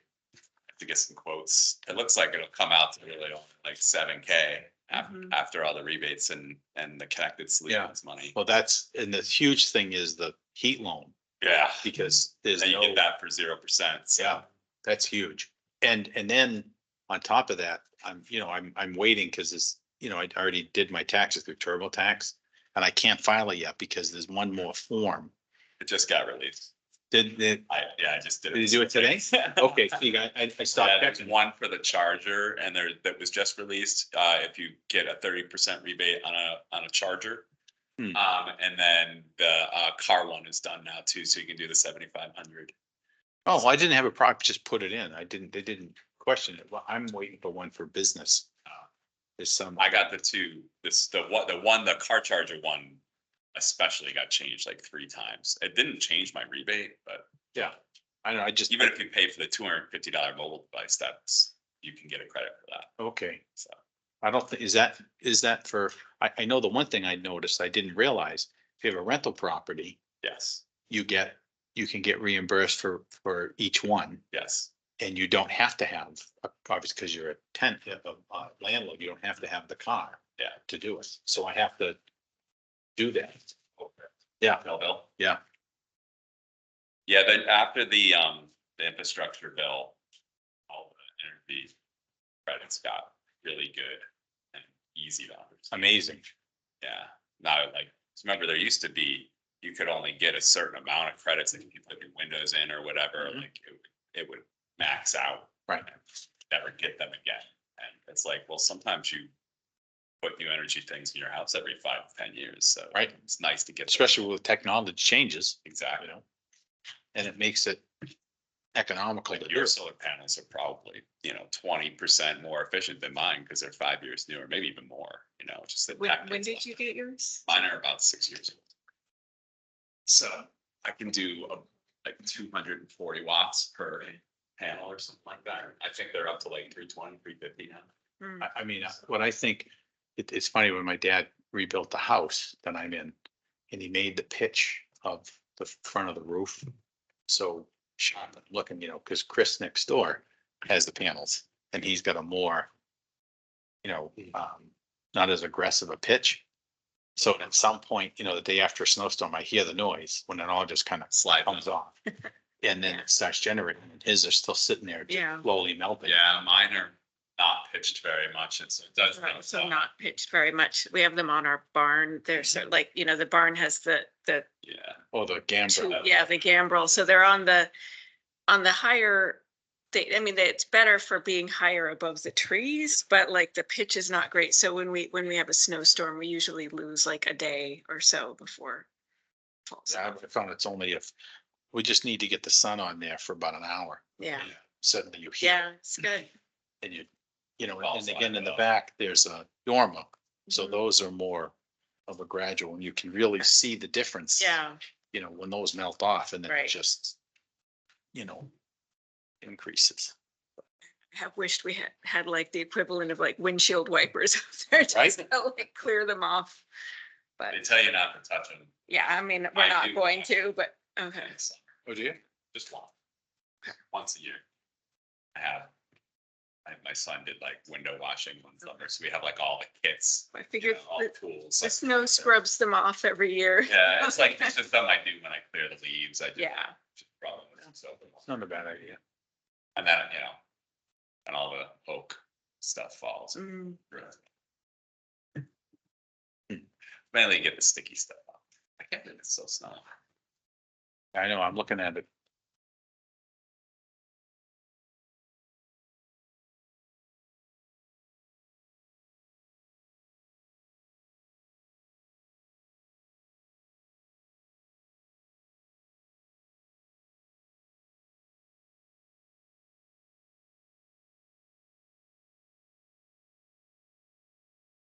We have to structure our deliberation, or is that just like our normal deliberation? Yeah, it's not gonna be structured.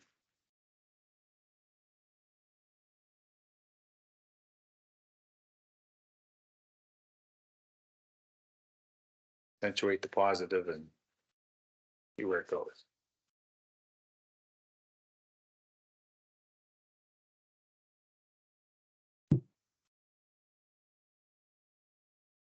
Yeah, I just got a message that, because of this storm, it switched it, so now it'll take it from the grid or wherever to bring the batteries up to 100%.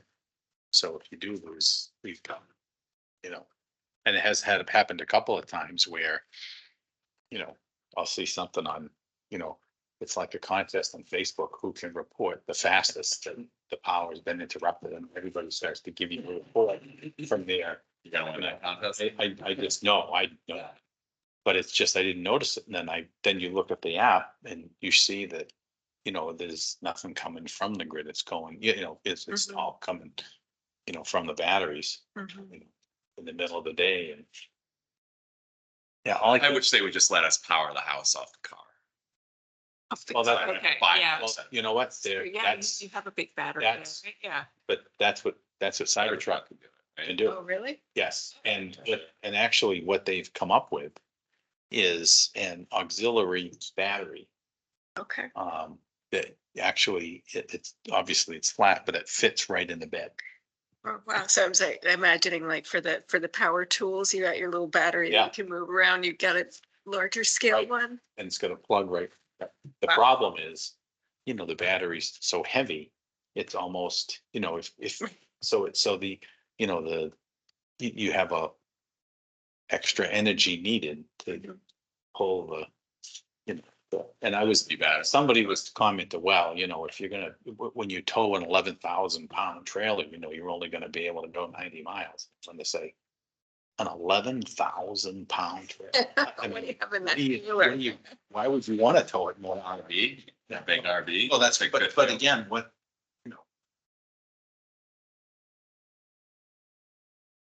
That giant stainless steel Airstream you bought to match your. yeah, right. So.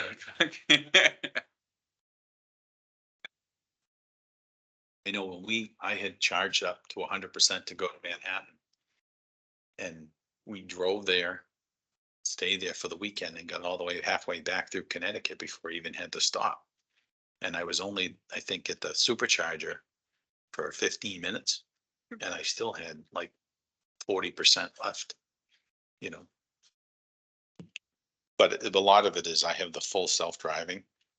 So when you put in your destination and you put FSD on, it also is very, it's very good at conserving energy too. You don't put it on Mad Max mode.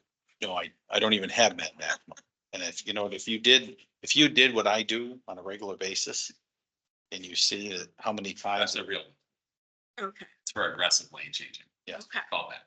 Seriously? yes, Okay. I just,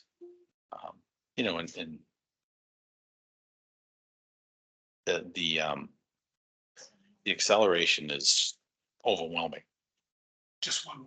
The only other time I can remember being in a vehicle that had that kind of is one year.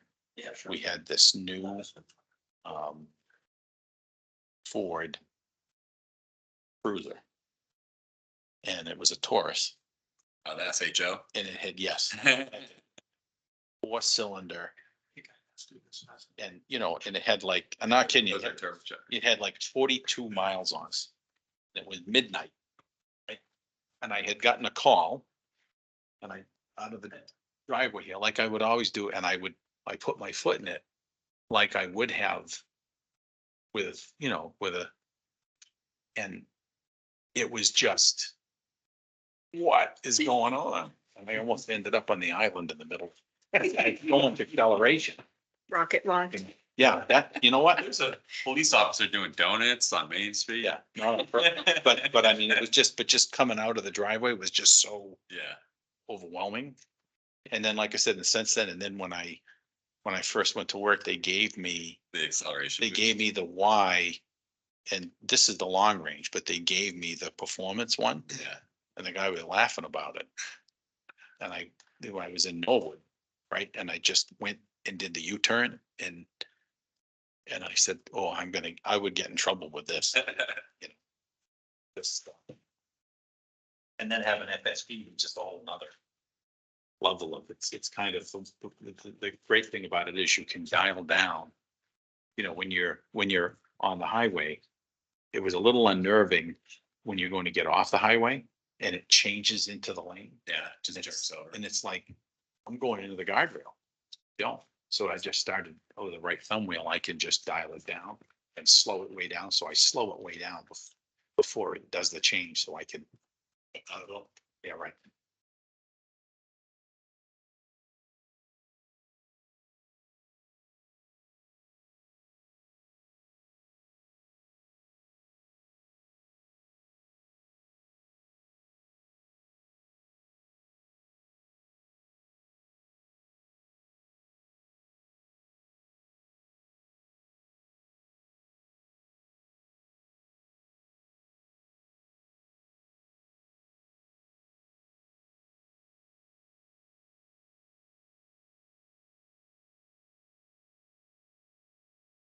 Should have probably ordered a pizza.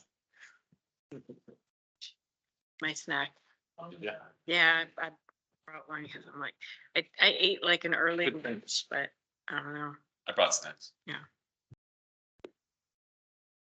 Debating whether or not to eat it right now. Ah, I think I'll wait till this guy's over.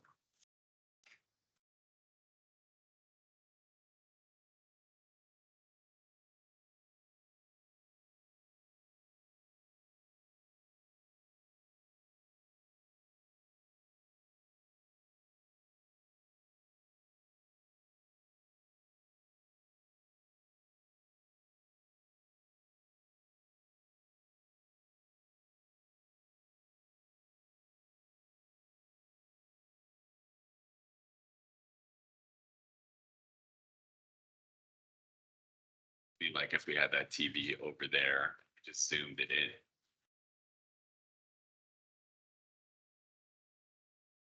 It's pretty far away for that size TV. Yeah, it's, Yeah, I'm just thinking how we could improve this. This is. Now that it's mentioned, I'm gonna think about it all the time. Until I figure it out. well, it wouldn't be the worst thing. Because if you had it there and you are sitting where you are, you know, when people come on the screen there, I mean, I can see them on the screen. It's hard for them to see us because we're kind of tiled. Well, Mhm. yeah, but sometimes, you know, when somebody doesn't realize the camera's on, Yeah. you have to be careful not to laugh. If you don't, I don't know. But that actually is a good point to have it there so you can see whoever, you know.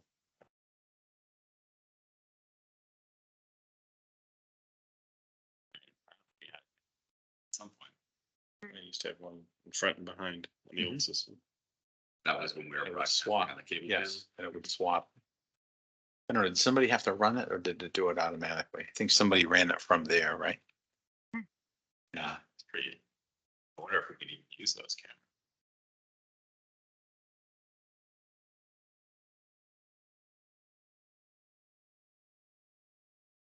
Well, I know that amp and speaker that's up on top of the cabinet is set up now for the Yeah. use of the audience, so it picks up these mics and Yeah, it's amplifies turned it, so off right people now. in the back. We should look at getting somebody to come and use that system and film the meetings. Out of left field. I was in the other room, so Hi, Dan. I know that COVID kind of put it, we had the seniors doing it and then COVID kind of ended it, but because it does, it's a much higher quality video. The one in the back. The cable 8 system, yeah. Yeah, cable lights. It's a little more hands-on. That'll be at the end of our IT working group. We'll switch over to meeting room working. Yeah. Group. The schools, if we could partner with them, it'd be really cool. Yeah, that would be.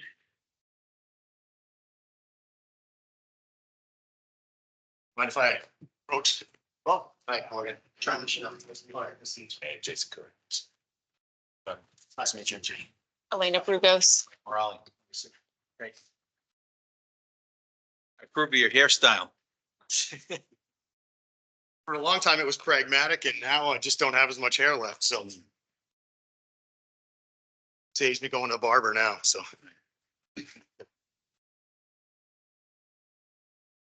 All right, well, welcome. Thank you. Rather than ask for an introduction, we're gonna jump right into it. I'll ask you a couple of questions and then each one of us has a question and we'll do some follow-ups and then we'll let you kind of wrap up at the end and then also ask us any questions you might have for us. Sure. Okay, so you know, what I'd say here, and this, we said this to everybody. As you can imagine, you know, some of may have, you know, done a Google search on your name, looked at public interviews and meetings online and read newspaper articles. So right up front, the way this reads here is please discuss your perspective on what we may have seen, in particular, the background of leaving positions such as, you know, where you left a position or why you left and what your tenure was and anything you want to talk about that kind of up front. We want to open with that and let you do that. Yeah, well, I mean, I think the major issue that certainly in terms of the media was my job in Killingly, Connecticut. And so in that particular instance, a school committee member lodged a complaint against one of my employees who was the assessor at the time, and was not long after that he was promoted to assistant town manager. So the complaint read that um, he was accused of sexual harassment. I was accused of mishandling the complaint. It took about 2 years for the whole thing to get resolved through Connecticut's Commission on Human Rights and Opportunities, which is Connecticut's version of MCAD, Massachusetts has. And so once it finally sort of all played out, the town, no town employee nor the town was found to have any fault there. There was no particular violation. In terms of the way I handled it, I was the town manager at the time. I reported the issue to town council. Council told me I had handled it properly. The complainant had a bit of political muscle behind her at the state level, which I think, because if you were to follow the thing throughout the media and read the final report that was laid out there, just the complaint never met sort of the prima facie sort of, the threshold for filing the complaint in the first place. So ironically, so what ended up sort of happening there is I think my town council there basically kind of, I would say, abandoned me at this point. It's been about 6 years or so, right? But even in the face of sort of what was going on. So I ended up leaving in August of 2018. And when I left, they appointed the gentleman who was under accusation, right? So even though the thing hadn't been resolved at that particular point in time, I think folks at the town level sort of realized there wasn't necessarily any substance to it, but it was something that we had to go through. So it didn't get resolved until I had moved on to my next position. And the other place, I guess, is my most recent job would be Millbury. So my contract was up in November of last year. And it didn't appear that, we weren't getting anywhere in terms of, a negotiation in terms of a successor contract. So when it appeared as though, the contract was going to end, at the same time in August, I had a family member who was undergoing some really, really serious medical issues. So basically I met with the chair. I requested to be able to jump out a couple of months early. I wasn't worried about a leadership void at the time because we had a year prior to that, we had created the position of a deputy town manager. So I knew that there wasn't, the town wasn't going to be sort of left in the lurch for the 3 months, between August 2nd, which was my last day, and November 2nd, which was the last day of my contract. So it was a little abrupt, especially from the public perspective. But it just, it made sense for me sort of personally. And, there was just, I had the ability, I saw an opening and an ability to be able to help out, my family. And it turned out to be 3 months of, doctor's visits, surgeries, lots and lots of back and forth. So it was almost a full-time job after I left. Those are the sort of only two. I got my first job in Uxbridge, and I left Uxbridge to go for the opportunity in Killingly. And then one of the things that I sort of, I won't say I'm the proudest of, but I really enjoyed a lot actually was my time between Killingly and Millbury, because I went to work for AFSCME, and AFSCME represented was the union of most of my municipal employees. AFSCME's got about 30,000 members in Connecticut. Mm-hmm. So I had a great relationship with my employees as well as the unions as well. So basically the union that I had been sitting across the table from for years negotiating contracts against wanted me as part of their ranks just because I was reasonable and easy to deal with. So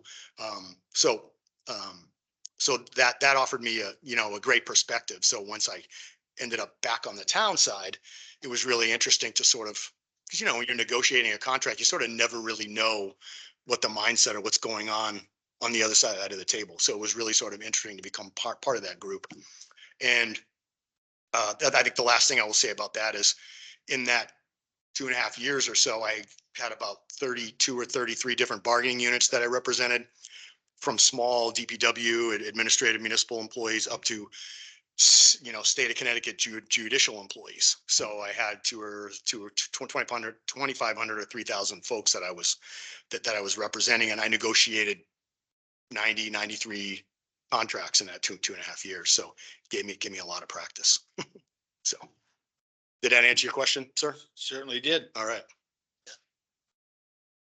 All right, so each one of us kind of has a question with some follow-up. So I start with my vice chair, Elena Brugos. And Okay, hi. Hi. This question has to do with residents. So how will you engage with residents to understand their needs, and what strategies would you implement to maintain and improve the quality of life while preserving the town's unique character?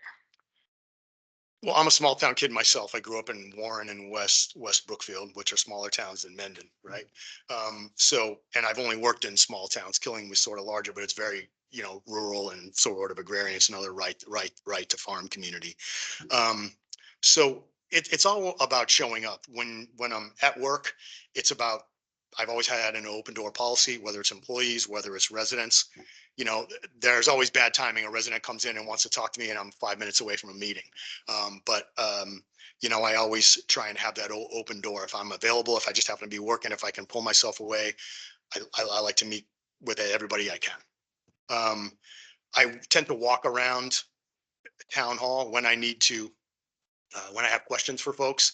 I tend to sort of get up and walk down the hall and try and interact with folks. I sort of pride myself on, in every town that I've worked in, even in departments that I didn't necessarily deal with very often, I felt I was always happy that I could walk into pretty much any department and have at least like a 2-minute conversation with just about anybody that worked there. Hey, how are the kids? How are things going? I knew a little bit about everybody. And also in terms of citizen engagement, I mean, every town has, what towns have spring festivals. Killingly had a tomato festival, spring festivals. There's winter, there's Chain of Lights, all that kind of stuff. A lot of towns, the local groups, Lions clubs or whatever, may put on 5Ks. Recreation departments may put on 5Ks. I run in all those races. I show up at all those events. It was really easy when I lived in Killingly because there was a residency requirement there, which is why I lived there. But yeah, it's mostly just about showing up and being willing to talk to people. And if you I created that expectation so people learned that they could come in and talk to me. The expectation I didn't create was that I was going to be able to fix everyone's problem to their satisfaction. You know what I mean? So I'm always willing to talk to people, but and I'm willing to hold the town and myself and my colleagues, that I work with, accountable for the jobs and the services that we're supposed to provide. But I'm also very honest with residents, and I just sort of say, okay, now when we start to stray into territory that maybe we have less control over, that's when oftentimes it can be really gratifying to sit down and almost engage in a civics lesson or whatever, have kind of give and takes, and you sort of learn about the history of a town. But there's a lot of folks out there who are well-meaning and want a lot of things to happen, but don't actually sort of know the nuts and bolts of how government works, and sometimes how long it takes for us to do things, right? Our pace can be glacial at times, right? But so yeah, and at the end of every meeting that I have, whether someone's happy or sad, especially if they're unhappy, I say, what do you want to see happen? When you walked in the door, what did you want to see happen? And inevitably, people don't want to see us spend $1 million. They don't want to see anybody fired. They mostly just wanted to know that the town is listening and that someone is there to hear and understand that people out there have concerns. And so that's the philosophy that I've employed from early days, and it's worked for me. So that's the philosophy that I plan to continue to employ. Thank you. Sure. So this next one's gonna be on budgeting and finance.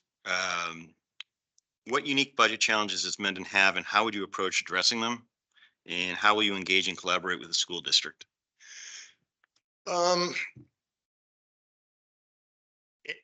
Every town is unique when it comes to budgeting and finance.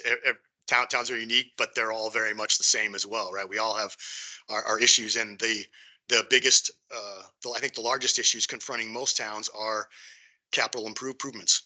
infrastructure, whether it's roads or municipal buildings, and how we're going to pay for them, because it costs a lot of money to pave roads.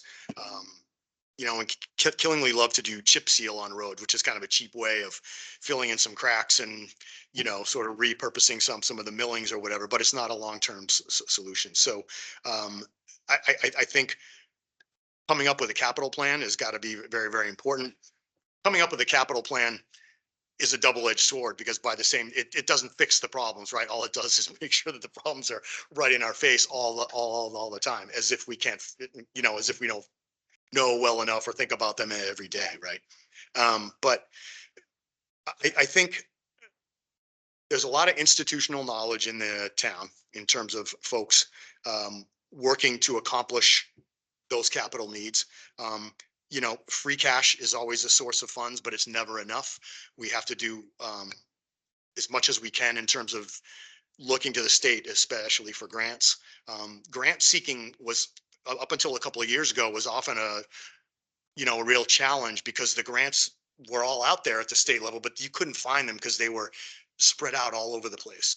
And one of the best things the state did a couple of years ago was come up with the one stop, right? And so now that's a central clearinghouse for all the grants. So it doesn't matter if you've got a new town administrator, a new planning director, a new whatever, everybody's kind of going to the same place, right? So, I think capital for sure is the, how do we provide the best roads possible? How do we make sure that our bridges are fixed and, dams are issued, and that our municipal buildings are safe?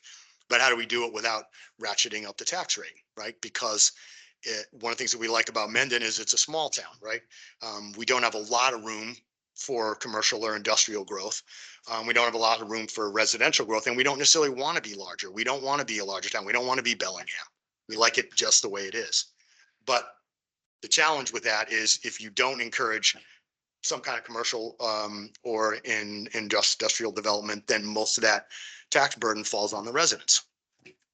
So those are challenges that exist in every town. So I think coming up with a good, solid 5-year capital plan to include what the issues are, prioritizing them in terms of, okay, what are the critical needs here, and what are the things that we can, push off.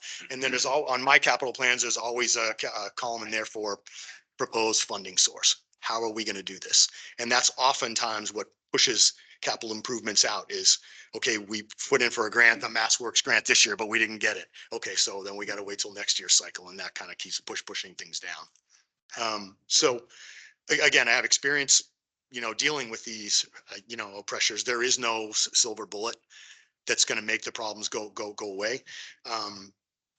Obviously, we have to borrow money responsibly. The town has a good, solid credit rating, so we need to borrow money. People don't always like that, but just like a lot of us do when we're doing improvements on our homes or something like that, sometimes we have to borrow money, but we have to borrow responsibly. And as far as the schools go, I've always had a real positive relationship with the superintendent of schools. As a matter of fact, because I have an education background, a lot of time in most towns that I've gone in, I've always, I usually speak to students a couple of times. I'll go to civics classes or history or political science classes or whatever, and try and talk to folks. I've always had a positive relationship wherein I've had a sort of a monthly, morning coffee meeting with the superintendent, and it's an hour maybe or something like that.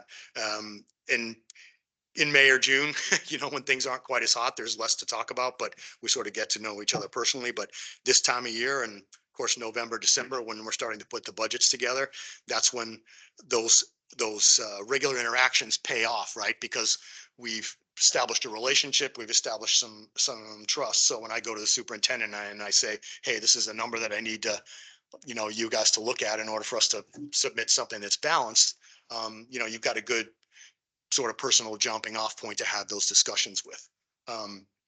Education costs a lot of money. It's a huge percentage of our budget. It's very, very important, right? The kids that are being educated in our schools are the people that are going to be up here in 20 years, hopefully, right? So it's very, very important. And one of the things that I have never done and don't ever plan to do is I'm never the person who's going to get up and shoot arrows or throw rocks at the school or the superintendent at town meeting. They have their portion of the budget, they can defend it. And you know, I know what's behind those school budget numbers. So oftentimes in a lot of towns at town meeting, that relationship can sort of be adversarial. And I've known town managers that have had more adversarial relationships with schools. I've always enjoyed a positive one. And I think part of that is because I try and keep any disagreements, be they philosophical, financial, or whatever. I try and keep them behind closed doors. We deal with that stuff. So by the time we're standing in front of town meeting, in front of everyone, trying to get folks to jump on board with our budget, we are a united front. And one follow-up, just any of your experience, background, thoughts, and pro con around regionalization and shared services? I think it's a great idea. You have to pick and choose. You know, when I was in Uxbridge, we were looking at multi-town sort of dispatch, right? For initially it was police, and then they were, and then it was just fire, and then it was kind of a, multiple public safety.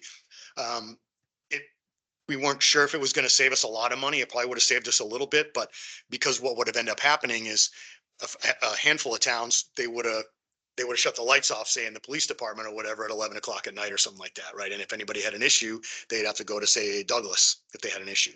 Most towns don't like to give up that sort of level of autonomy, especially when it comes to public safety. What was the time frame of that when you said when Uxbridge looked at it? 12, 13 around. I was in Uxbridge from 2011 to About 10 14, years ago. About 10 years ago. Right. And the most recent, so we're always sort of looking around. So the most recent forays I went into regionalization with, looking towards animal control. There's a gentleman who lives around here. His name's Dan Chauvin. He's been an animal control officer in a lot of the individual towns around here, Northbridge, Uxbridge, Millbury, Douglas, for years and years and years. A few years ago, Chief Montminy and Uxbridge got, a regionalized group together. So now there's 8 or 9 towns, I think, in this group. And the chief of police from Northbridge and I went on a meeting, a Zoom with all of them, because they were trying to add us to the group. The problem is that I was paying Dan Chauvin $19,000 a year. We didn't have any infrastructure in Millbury, but he was handling, when somebody called animal control, he was handling it. In order to join this particular group, it would have cost us $60,000. It would have cost Millbury $60,000. So here's an example of regionalization not saving anybody any money. At some point, Millbury's going to have to jump in because Dan's going to retire, and but I couldn't justify it at the time. So on paper, it sounds great, right? Because you've got a bunch of towns working together, trying to accomplish the same mission. The problem is now they have a building. Now there's multiple full-time employees that have benefits. Now there's vehicles. There's a dog pound. There's all kinds of stuff. So I think it's great when you can accomplish it. I haven't found a lot of instances in my 10 or 12 years of doing this where it has been cost effective. Just as an aside, Mendon is part of Metacomet. Mm-hmm. And, my background was law enforcement, and you're right, all over the valley, everybody was against regionalization until they weren't. Right.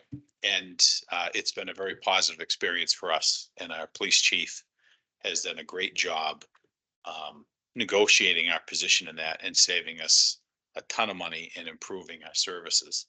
So I think you're right, but I appreciate that input.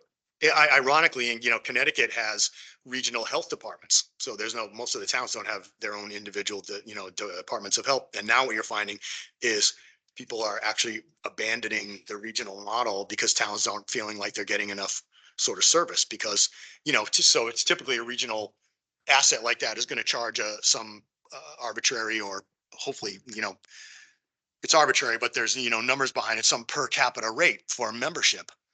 But what the towns were finding is that they could actually do better by hiring there. And even if it did, sometimes you're willing to pay a little more if the service is going to be better, because ultimately regionalization is not just about saving money, right? Ideally, your service level should be at very least level. Ideally, you're going to see an increase in enhanced service with regionalization. So I think it's great. I'm always open to it. But it doesn't always work. So, thank you. Sure. Communication.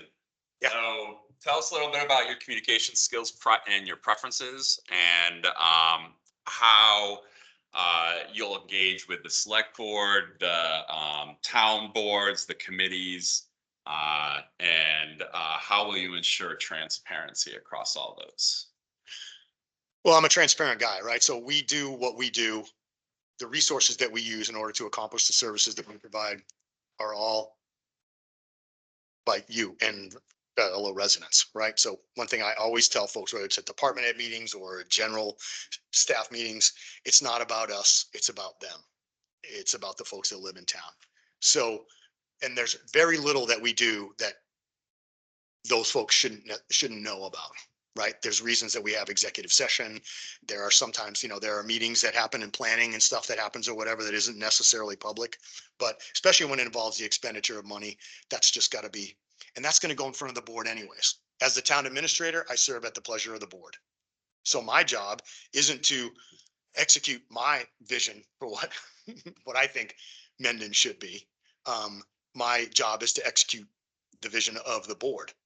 Now, we are a close-knit, close working group. So when we're having those discussions about that direction that we're taking, my job is to basically give you as much information as I can to prepare you to make your decision.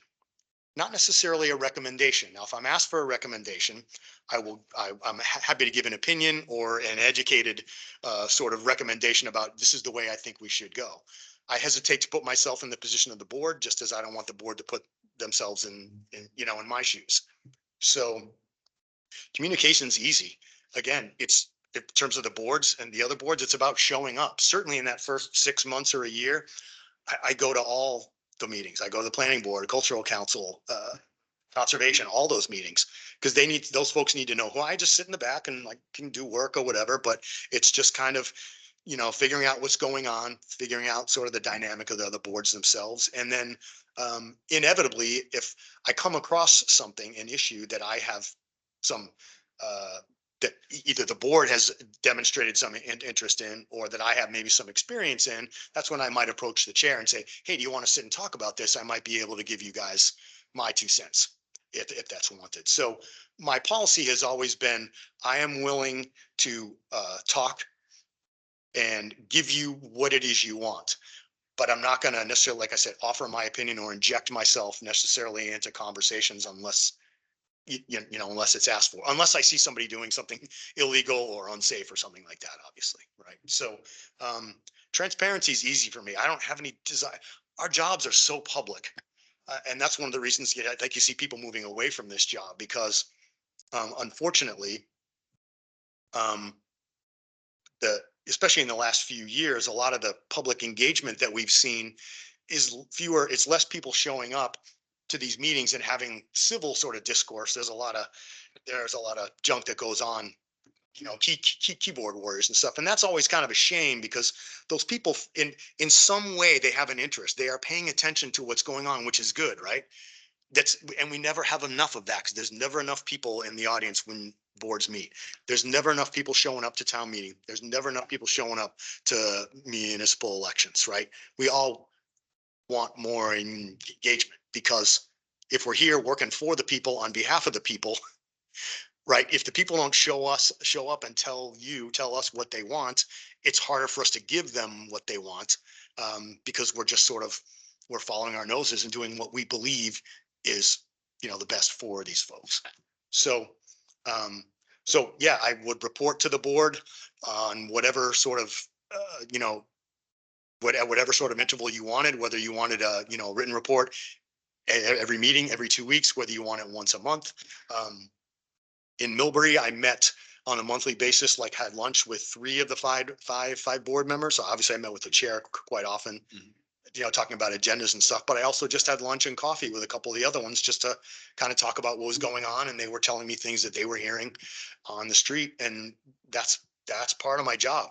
That's how it helps me establish a rapport individually with you folks, for one thing, but I think it makes the board members I think I've seen some can feel disconnected because maybe they're only in the building a couple times a month. right? And I know I'm sure there's varying levels of engagement in this room here, right? But my job is to make sure that you know as much of what's going on in the 30 hours a week, whatever, that you're not here, so that you're not getting a lot of phone calls off hours, and that, you're not being sort of blindsided by things. So my follow-up to that is, if you're running 5Ks and going to every committee meeting and teaching civics classes, how are you going to manage that without burning out?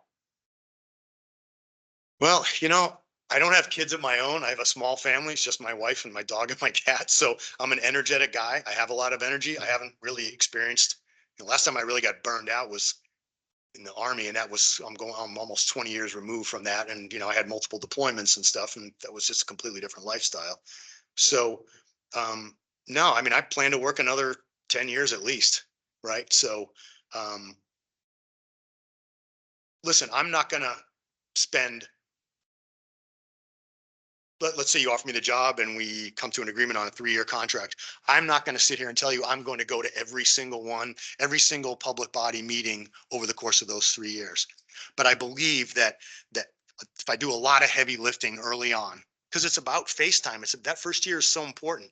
Everybody out there, and you guys give the TA, there's that, the honeymoon period, if you will, because they're trying to get their feet under them or whatever, right? But I need to spend time working during that, because that's when I'm going to establish those relationships. So it's that year one where I get my feet under me. The harder I work, the more I learn, the more people I get to know. And then it makes those last 2 years, and hopefully, the next contract or whatever, it just makes business, a lot easier, because I've demonstrated my willingness to show up.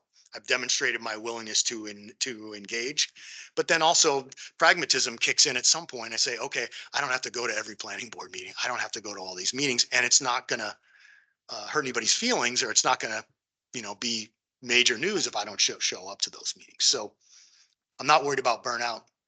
Like I said, I have a lot of energy. I love this work. That's why I keep coming back to it, in spite of, in spite of, the whatever the obstacles that we all sort of see every day in this work. It's very, very rewarding.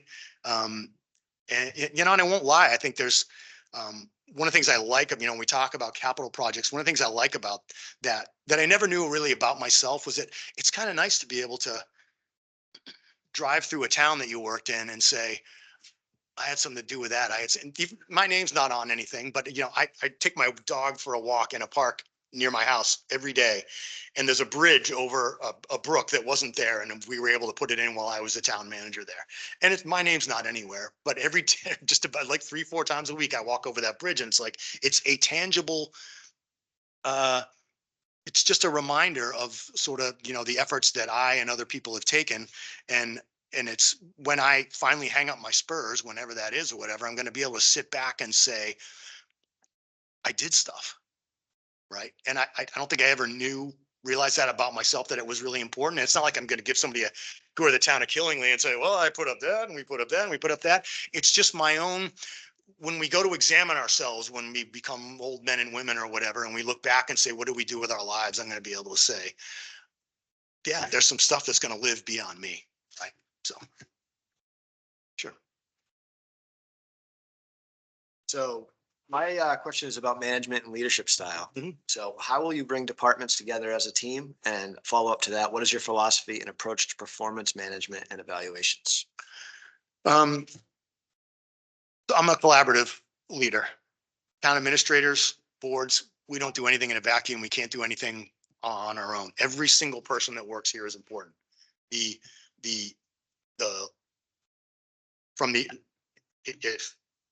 my administrative assistant is out for the day or for the week on vacation or sick or something like that, or whatever it is, I'm limping a little bit, right? Because this is the person I rely on for a lot of stuff. In theory, if I'm, when I'm on vacation or when I'm not around for a while or whatever, people are limping a little bit. So I value every single employee. As I mentioned, I try and establish some kind of individual rapport with all the folks that I work with. I like I respect the department heads greatly and the institutional knowledge that's already here. I don't need to be an expert in everything. I don't need to be an expert in land use, right? I have a planning director. I have a planning board. We have folks. I don't have to be an expert in economic development. I don't have to be an expert in human resources. I think I'm pretty close to being an HR expert, but so we've got people that, so what I want to do is make sure though that I recognize the knowledge that those folks have, empower them to do their jobs, to make decisions, to make recommendations to me that, you know, most of the time, you know, I follow, because I don't always have the answers. And again, even if I do think I have the answer, my answer isn't always either the right one or the best one. So yeah, it's really, you know, it's all about collaboration. I definitely I have a monthly staff meeting, a monthly department head meeting. And one of the things that I do is I invite every department head to take 5 minutes and we kind of go around the room and everybody says kind of what's going on in their neck of the woods. Now, the example I always use is the chief of police doesn't necessarily care or isn't on his radar what's going on at the library or going on at the senior center, right? But I think it's valuable for everybody to hear what's going on. Again, not a half an hour, it's not a huge time suck, but so everybody knows what's going on, because inevitably something's happening in some department that somebody else in another department knows about or can help with, right? And so again, if we're all, you know, the parallel I draw, I always characterize my military service as public service, even though it isn't technically public service, but in the sense that the military is just like municipal government in the sense that we're a larger group of people, we're a group of people all sort of pulling in the same direction for sort of a common mission that really isn't about us. It's about, you know, it's an external mission. And so the key to success in that is, you know, making sure we don't duplicate efforts, making sure we're not inadvertently working against each other. And the best way to make sure that individuals aren't working against each other is that you know what I'm doing and you know what he's doing and vice versa, right? So the second part of the question, I swore I wasn't going to forget it, and I think I did. About performance reviews. Performance reviews. Everyone's accountable. The TA is accountable. You are accountable at the ballot box, right? I'm accountable to you. As much as I want to empower employees, we all have a job. We have a job description. So the first expectation I come in is that I want to make sure everybody knows what their job is. When's the last time you saw a job description? Let's look at it. It hasn't been looked at in 10 years. Let's update this thing, right? And make sure this is what your job is. Right? And then, so now the job description creates expectations for employees. That gives me something to evaluate an employee on. Now, I prefer to characterize performance evaluations as professional development. They're opportunities for an employee, for us to say, here's what you're good at, keep doing it. Here's the things you need work on. And that's the same whether I'm talking to a department head or a line employee, or whether that's the board talking to me. It's not about going in and sort of just, we've all had jobs where we had that annual sort of butt kicking or that thing that we didn't sort of look forward to, whatever. And what I've done in the last 2 towns that I worked in is we turned performance management into a more regular thing. There was the formal annual evaluation, but what the other thing that we did is we had either quarterly or trimester check-ins. So what I would have every department had scheduled 5 minutes every 3 or 4 months, each of their employees. That initial meeting is really important. Make sure your job description is up to date. They know what their job is. So here's what you're good at. Here's what you need to work on. Let's create some goals. Instead of waiting a year to evaluate them, because I don't know about you, but I don't remember what I was doing February 15th of 2023, right? So I like to have the department heads check in, and I like to check in with the department heads on those goals that we, you know, established on a more regular basis. That way, we're in a constant state of evolution, right? And when one goal is accomplished or is adjusted or handled, then we move on to the next one. So. I mean, my follow-up question, you somewhat addressed it already, but how would you measure your own success? How would you evaluate your own performance? Like, how do you imagine, what would be your process for evaluating your performance? should you be in this position? Well, at some point, the six of us would have to sit down and come up with some, goals. One of the things that we did in Millbury, is that it turned into, it was at my recommendation. I'll always be, gratified that the board took this recommendation. We went off-site, just to like a pizza place. We had dinner together and we brought the butcher block or whatever. And it was a joint goal setting meeting because I have my personal goals or the goals that they want to see as a town that are under my purview. But the board also has things that it wants to do.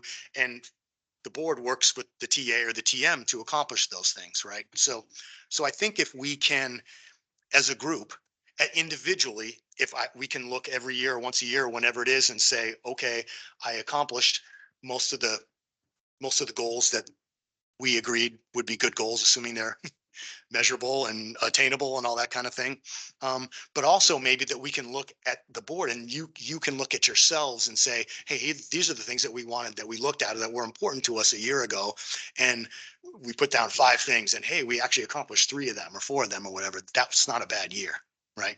So, yeah, I think if I'm always getting phone calls or emails and we're still interacting, right, and that relationship hasn't chilled for whatever reason, then I think that's always a good sort of barometer.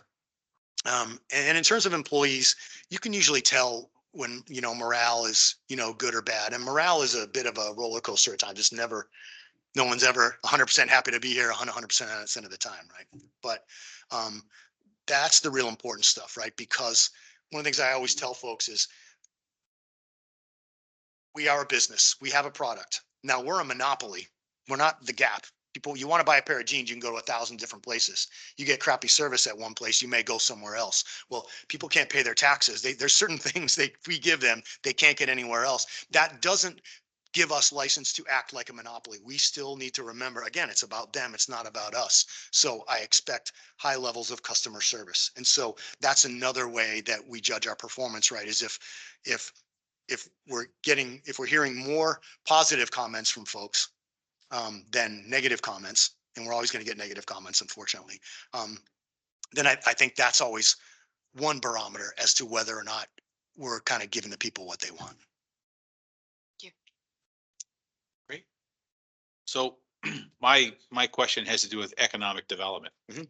So I guess as a town administrator, what do you see your role in as far as identifying and executing economic development opportunities? Well, we got a master plan. It's relatively new, right? Which is good, right? And the master plan is one of those documents that's always on my desk. So it's everything that we do.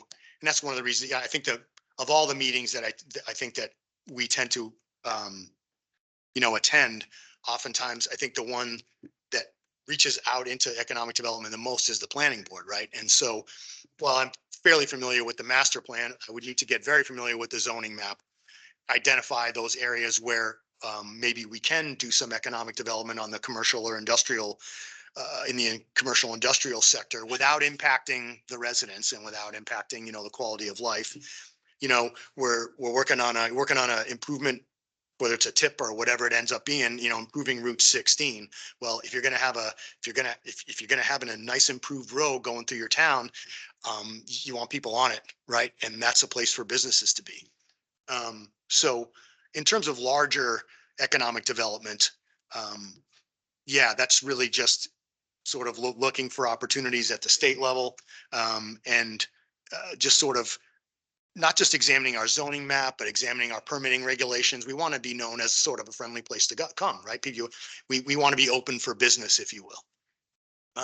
The other side to that is small business. And that's what really small businesses are, what give towns their character, right?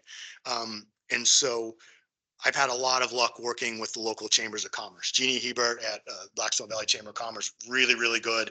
She's been around for so long. I'm like, dreading the day when she decides to kind of move on, but they're really, really engaged with small businesses. That's the kind of group we want to be in. We want to encourage people, make sure our permitting for small businesses isn't too onerous, and make sure that we put people that want to come and do business here in touch with the Chamber of Commerce, because ribbon cuttings don't seem like a big deal to us, but they're, if you've been to a ribbon cutting, and I'm sure you have, think about not the way you reacted, but think about the look on that business owner's face, right?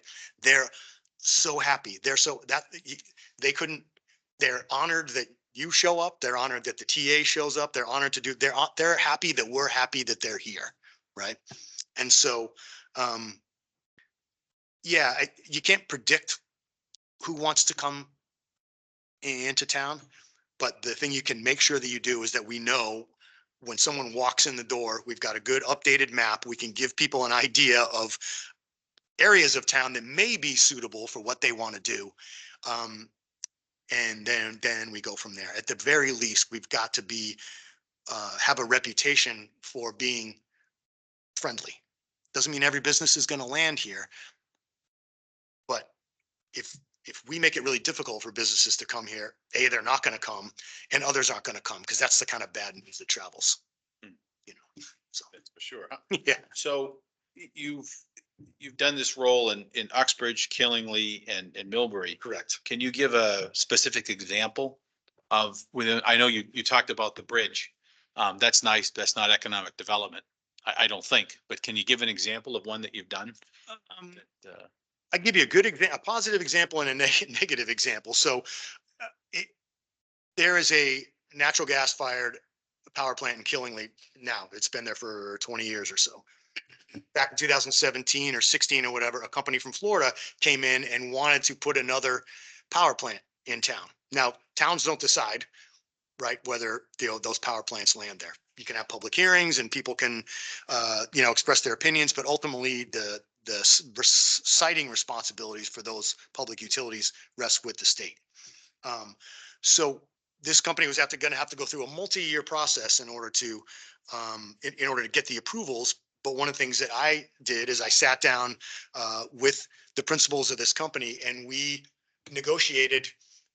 I called it a tax stabilization agreement because in Killingly they don't like TIFs. There's some nomenclature that just doesn't go over well. But basically, you could call it tax increment financing. You could just it was basically we knew what we could predict, and they could predict what their tax obligation was going to be in year 1 out to year 20. So it was going to benefit to the town. It was going to benefit the town, $200 million over 20 years, if the place landed there.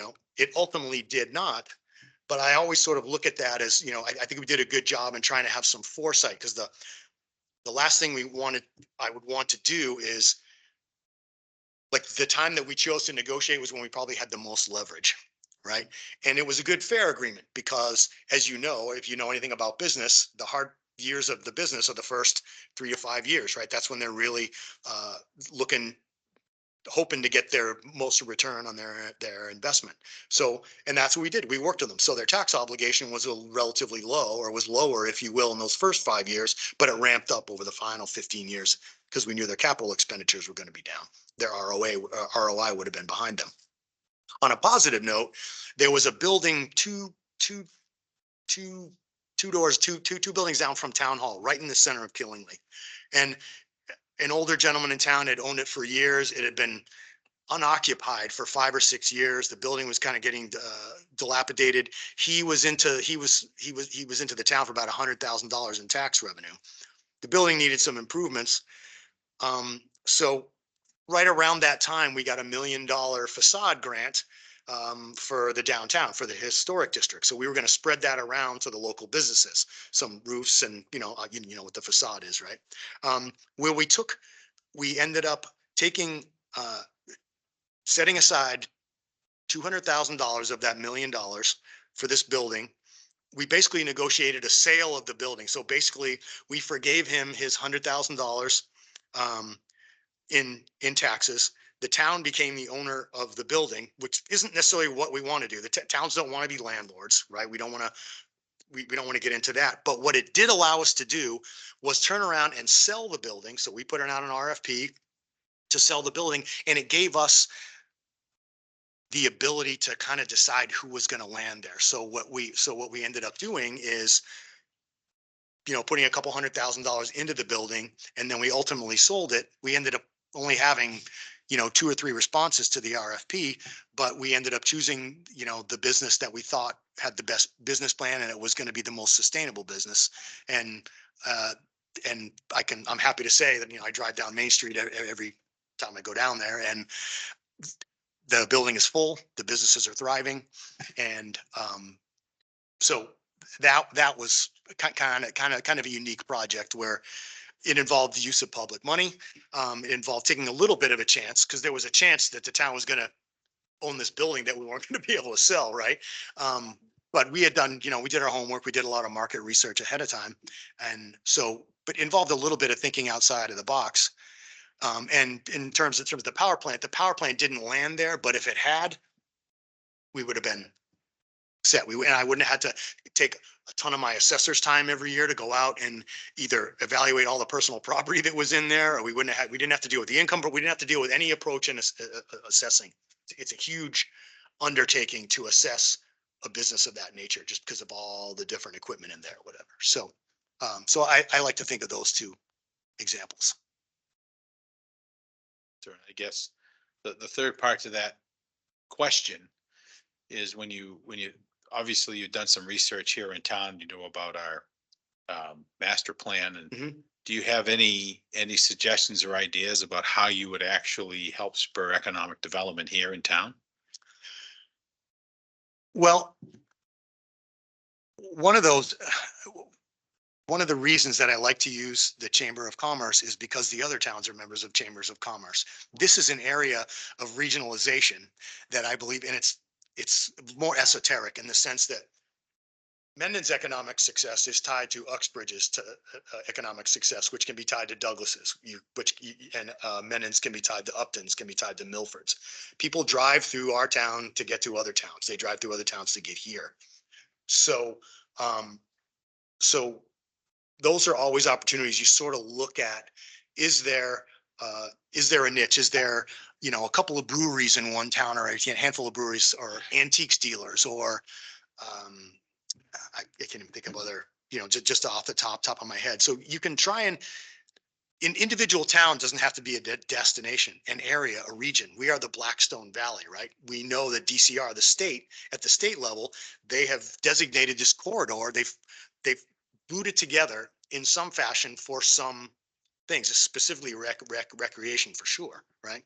And historical, visitation efforts, that kind of thing. So, so without getting too specific, it comes down to finding out what some of the other towns' goals are.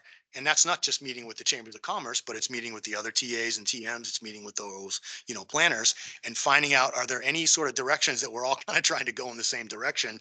And we can oftentimes you can achieve economies of scale, which gives you regionalization savings only in the short term, right?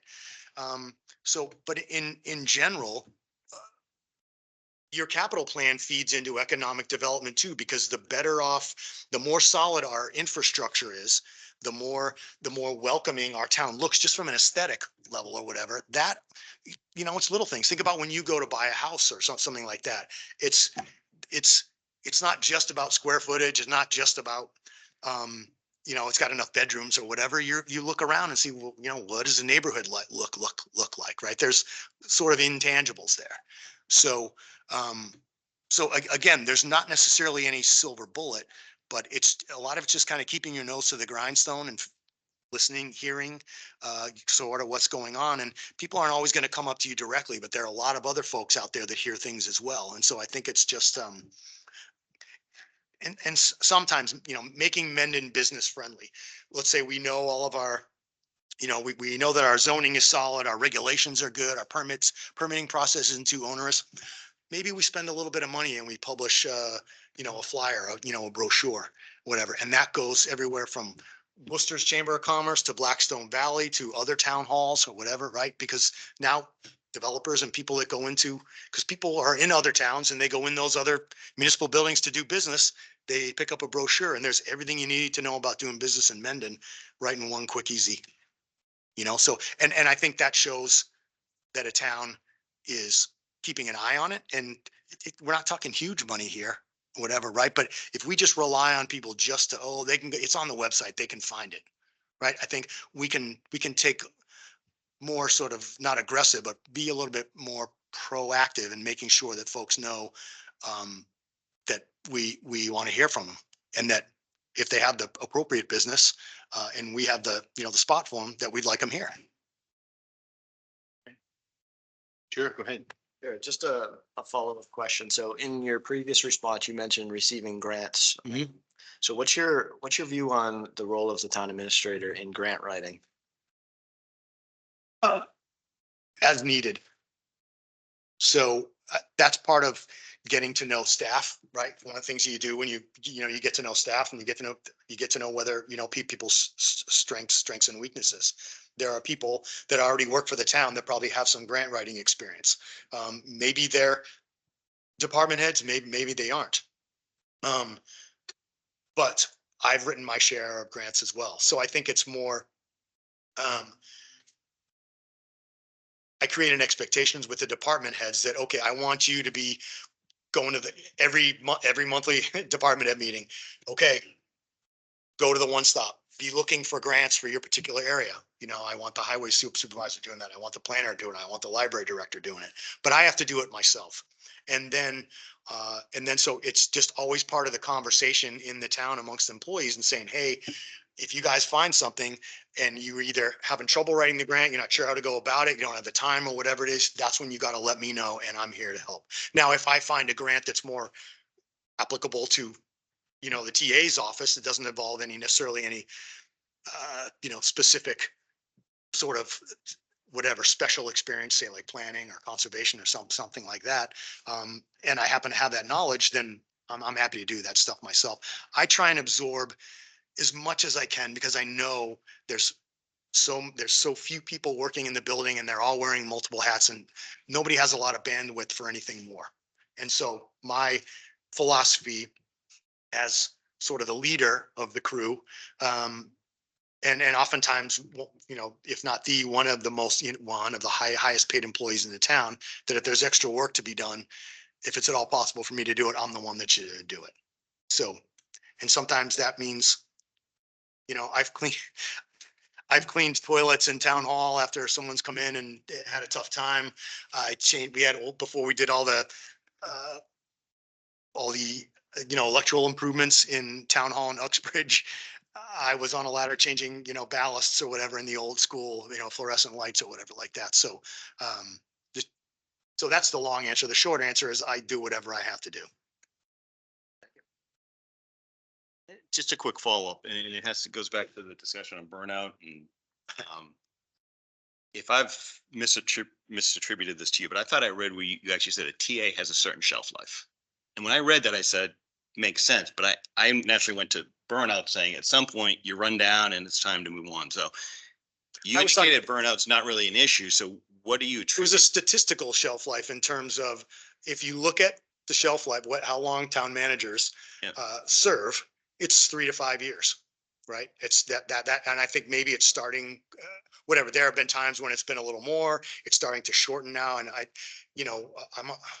It's more a reference to. It was more a reference to the statistical life, not, I've done this for 3 years and I can't do it anymore. Okay. Yes. Right. So that last question, unless there's. In your previous stops, just sort of what is your use of data analytics information, and what's your, how do you apply it? How do you use it? How important is it to you? I think it's becoming more and more important. Particularly when it comes, to budgeting, and staffing levels. And of course, we can't get much fewer staff than we do now, right? Than we have now. But the key to collecting data is having someone to do it and collecting the right data. There's data out there, say on building permits. And you can look and see how many permits were pulled and how many were granted. But if what we really want to know is, if people were generally happy with the permitting process, or how long they waited from when they submitted their application to when the inspection actually happened or something like that. I think we have tools in place already to be able to chase down those kind of decisions. Community engagement, it's easy enough to have a little, survey, whether it's online or even a paper one, a card that people can put in a box when they come in to pay their taxes, or we, do an insert with the tax bill or something like that. Give people a, 1 through 5. How was your experience? Little things like that. One of the things that we did in Millbury just before I left, probably June or so, we had just started a contract with Invisio, and this is a company that creates data collection platforms, and they're customized for each town, right? So you're not going in saying, I got to spend, $20,000 on this thing, and I'm only going to use 1% of it or whatever. So I think this would be one of the things that I would want to sit down with the board in the first six months and say, okay, we know data collection is good. We know having metrics is good. We know having data behind our decisions is good. We can't collect data on everything. There are 1,000 points of municipal service that we could collect data on. We as a group need to sit down and let's pick a half a dozen of them for this first year and say, what's most important? What do we really want to measure first? And then we figure out a way to measure that. And if we can do it internally, we do it.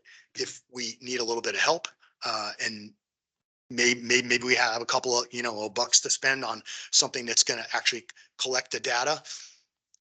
Because again, if we're going to collect data and analyze it, we're going to be asking more of our employees. We're not going to hire a person just to do metrics for us, right? And there's only so much individual admin folks can do within their own departments. So I can answer that question better 6 months after I've had the job, when I know exactly what sort of collection we have now, what's important to you. I'm going to walk in the door. You're already going to have an idea saying, hey, we don't really have a handle on this, or I think it's taking, and I don't want to throw anybody under the bus, it's taking the building inspector a little bit too. People are saying they're having to wait a long time till their inspection comes or something like that. Right. So yeah, I think, and you start with the low hanging fruit, the stuff that we know that we can address, that doesn't cost any money, that just sort of takes attention. It takes, a little bit of focus. And then we kind of move on from there. And that's an evolution as well. Year one's 6 points that we want to evaluate become year two's next 6. So, and depending on how sophisticated we want to get. But a lot of what we do is very esoteric. It's hard. If you ask the superintendent, how do you actually measure whether or not our kids are being educated?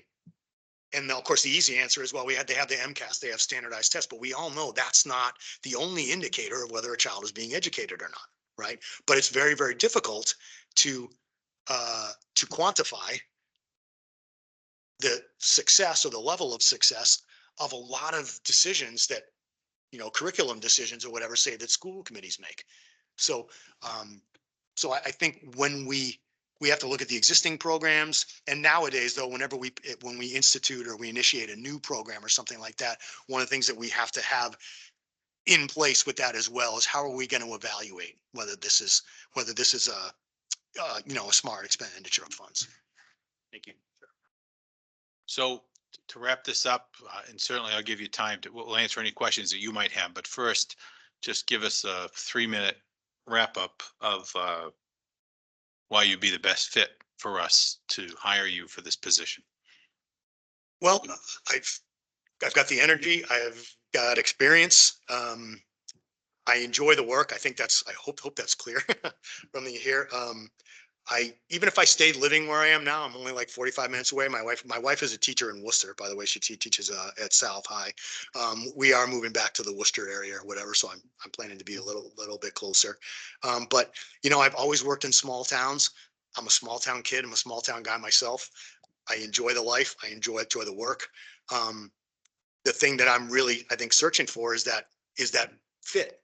Because ideally, even though I want to work 10 years, this would be great if it was my last job. If I never have to sit in front of a board again and sell myself, I'm not going to be unhappy about that. Right. So I think you can see by my track record that, I'm not, it's not like, I started in a town of 3,000 and kind of moved up. This is my niche. This is where I want to be. I know this area. And like I said, I think I've had success. There's always stuff to learn. But yeah, I just think You know, I've bought 2 vehicles at Imperial. I've driven through Mendon, come to Mendon for whether it's to eat or whatever, you know, I know a little bit about the town, so it's just a place I think I would be comfortable. And I think my style and my demeanor, I'll be honest with you, I don't tend to wear a tie to work every day. I'm less formal. That's not to mean to say I wear jeans and a flannel shirt either, but, which is, believe me, I would. Again, no, I think it's a balance between, some people expect a super buttoned up or look for a super buttoned up town administrator, and some people, and I'm somewhere in the middle. We have blue collar folks, we have white collar folks. In general, I want people to feel comfortable walking in and talking to me.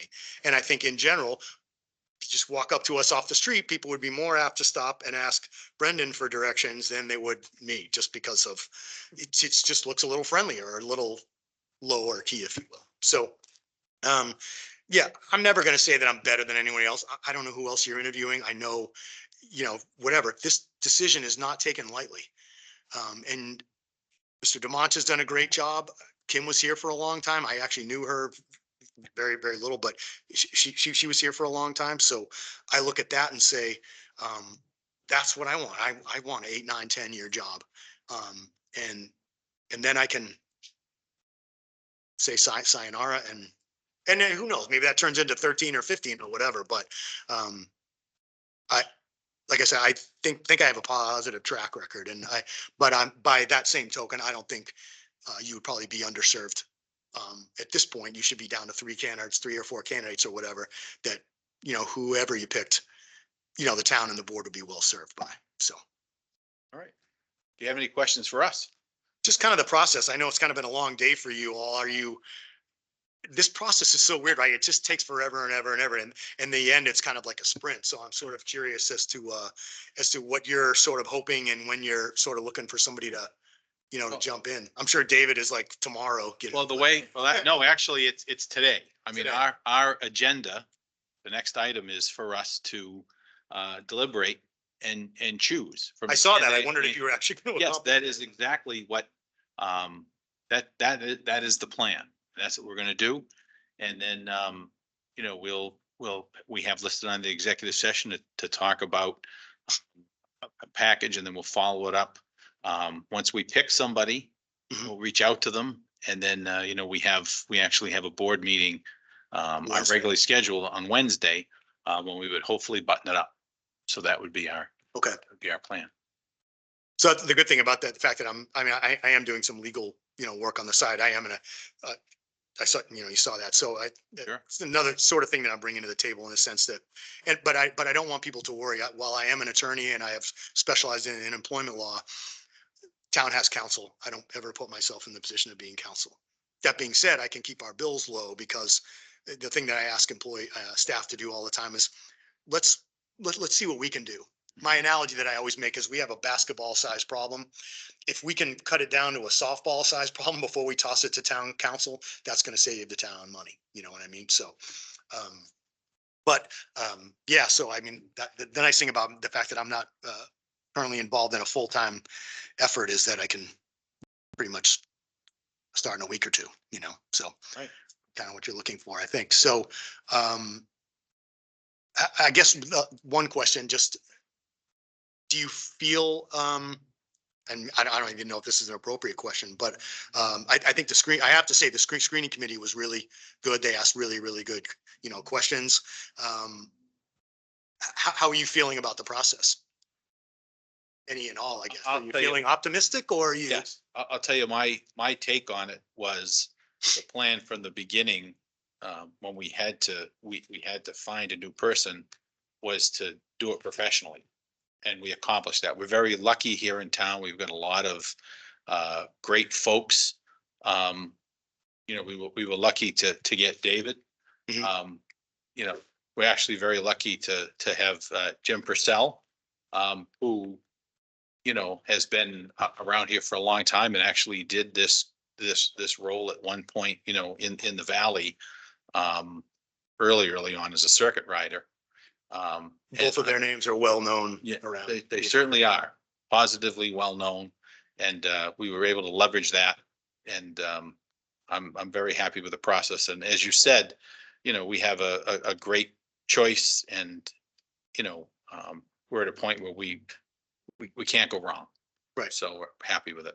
And that's, I don't know if anybody else wants to The chime in, screening but committee, anybody listening to the recording or online, the screening committee did a fantastic job. This could have been a lot harder and this day went as well as I could have imagined. And you see it happening. It happened in Bellingham. It's happened in a couple other towns where they went through the professional process. Everyone went through, and in the end, the board said, nope, we're going to start over. We don't like any of the three or whatever. Right, we're so- fortunate. We're The fortunate. fact that you're feeling this way, this is a good thing. So, yeah, like I said, I don't have a ton of other questions. Like I said, I educated myself on the town. I'm a little unclear in terms of the accountant finance director, because I think Eric Kinshirf is still mentioned on the website or whatever. So is he, Eric provides accounting services for us, the accountant side, but our actually finance director is seated right behind you there, right, Jody. right.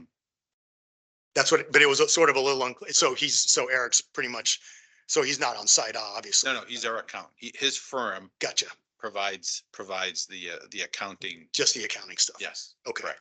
That would be, because that would be an additional challenge for sure, not having a finance professional in the building. Because this, again, we do this job long enough, we get to be pretty good at putting budgets together and all that, but it's never anything that I don't think any TA or TM really wants to do 100% alone. You know what I mean? So, Jody is definitely our finance director and our finance professional in the building. great. Right. All right. I Right. think Thank I you really, very really much, sir. appreciate the time, the opportunity. Thank Right. you so much. All right. And I'll hear from Yes. you. Yes, you will. Okay, excellent. Thank you, sir. Have a great day. Thank you. Gotta shake hands again.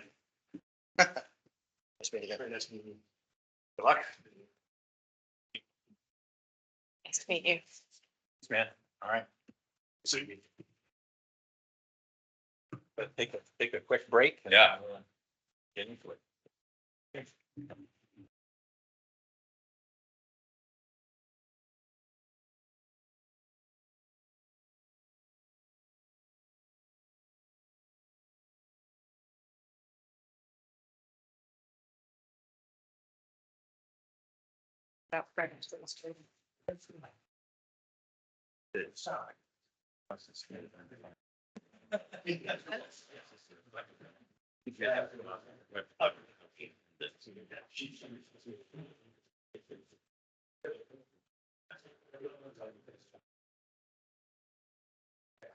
So David, you probably don't want to leave after all those accolades. Come on.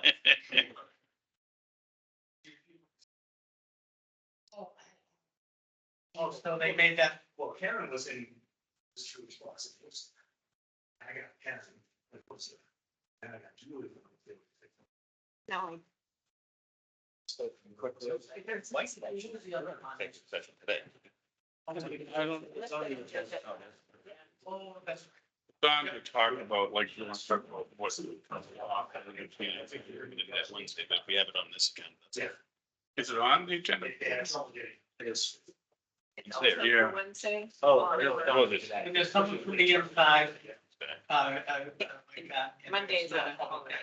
Yeah. You know, it was, it was well known.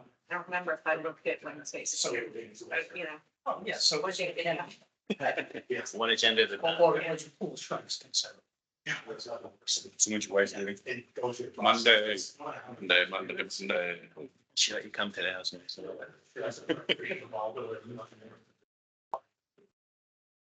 Yeah, so you go.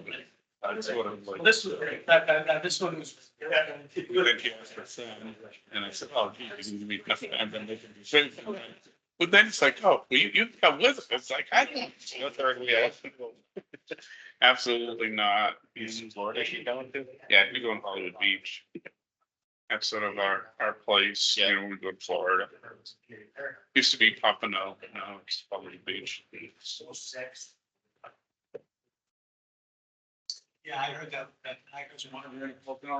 Ready? Yeah. That's pretty.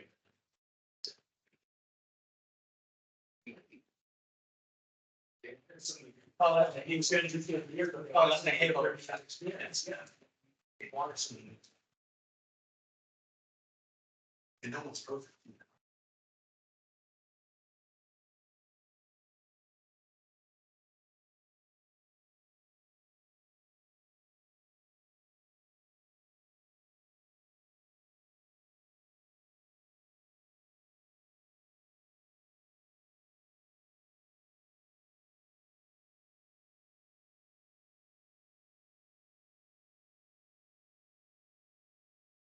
Sunset is, well after 5 now, might actually be able to get another walk in dog. Kind of crazy. Like, feels like it's just like actively accelerates after. Oh, yeah, I wondered about this. I haven't actually looked at those. But it does feel like it's, yeah, it happens faster. Doesn't matter. I mean, it's being recorded and broadcast and whatever you want. We'll do. Thank you. Good night. Thanks. Was gonna ask Jen what she had asked if we needed, employment applications or anything, and the plan was that whoever we choose, oh, good, Jen. So in a perfect world, we're gonna choose somebody. And then do you have what I'll do is have you email them the employment application, right? And then we can have them turn that around and get that to do at least to do a Cory check and, Okay, well, that's fine. Because well, we've already, all we're gonna need is the Cory check at this point. We talked to. Did we talk about? No one's done a background check, right? Yeah, what it was suggested at the Collins Center at this point is that the Cory check is all that's necessary. Oh, I can only do employment for you. Right. Yeah. I'll send it to Dave. I mean, I guess policy process guy here, Mhm. why would we not do the same background check we do on every other employee we hire? One has not been done. Well, we can certainly Okay. certainly discuss it and decide that. And obviously it's up to the board as a whole. So. Okay. And I'm not against it either way. I just am telling you what was suggested to me by the, Okay. by the company we hired to do it. So, but the first step is definitely, we pick somebody, we need them to do an application and we need to start that process. Right? So agreed. I guess I would start by just asking if anybody wants to have a comment of who they think stood out. And I'll start by saying, I think, the gentleman we just interviewed, I think was terrific. And that would be my impression of the best of the three. I'll just start there since somebody has to start. So, I mean, I actually thought Cody was the strongest. okay. I guess if I were to do ranked choice voting, Cody would be at the top of my Okay. list. Yeah, my opinion was he was the last candidate that was much stronger than I anticipated in his energy and willingness to do the job at all costs. Mhm. That energy is difficult to deal with sometimes. So like for me, like I would love a person like that in charge if this whole place was filled with people like me. And the first person, Cody, yeah, he seemed to have the same willingness with a different tone.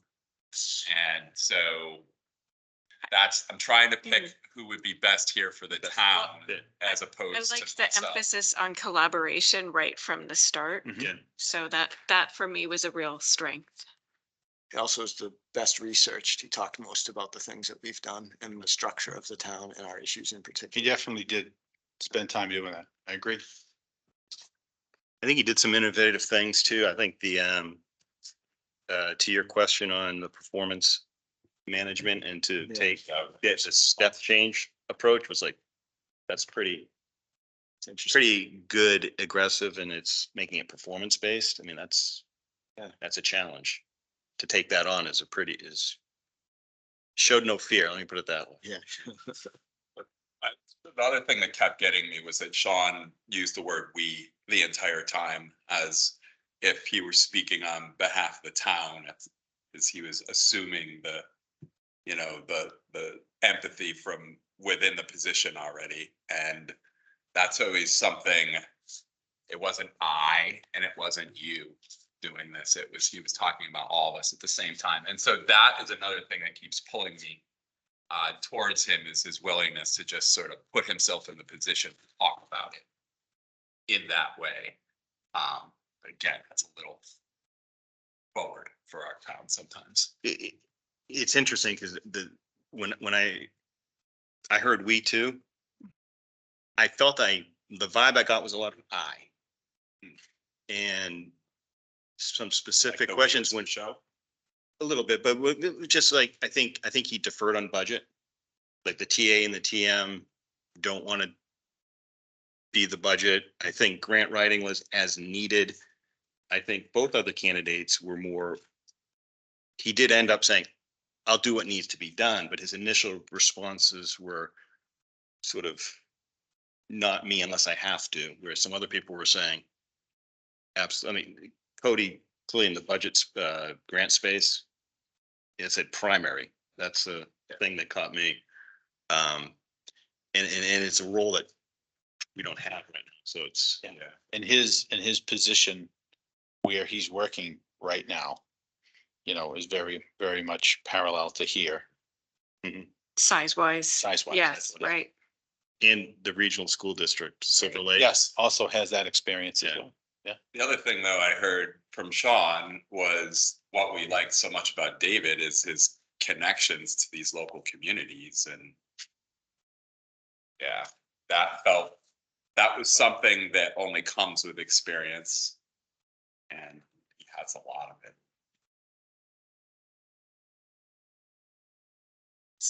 I agree. Yeah, Sean has the most experience. If I look at my notes, I have the most notes for things that he talked about doing. Yeah, so I was very impressed with Sean's energy and experience also. It's true. Personal red flag for me when I read the resumes, the short stints in each stop. So in my previous jobs, when I interviewed, that's definitely, maybe it's more personal. It's a red flag, but it's just a red flag to say, and that's why he did talk about shelf life. And he said, statistically 3 to 5 years. I can't validate that as true or not.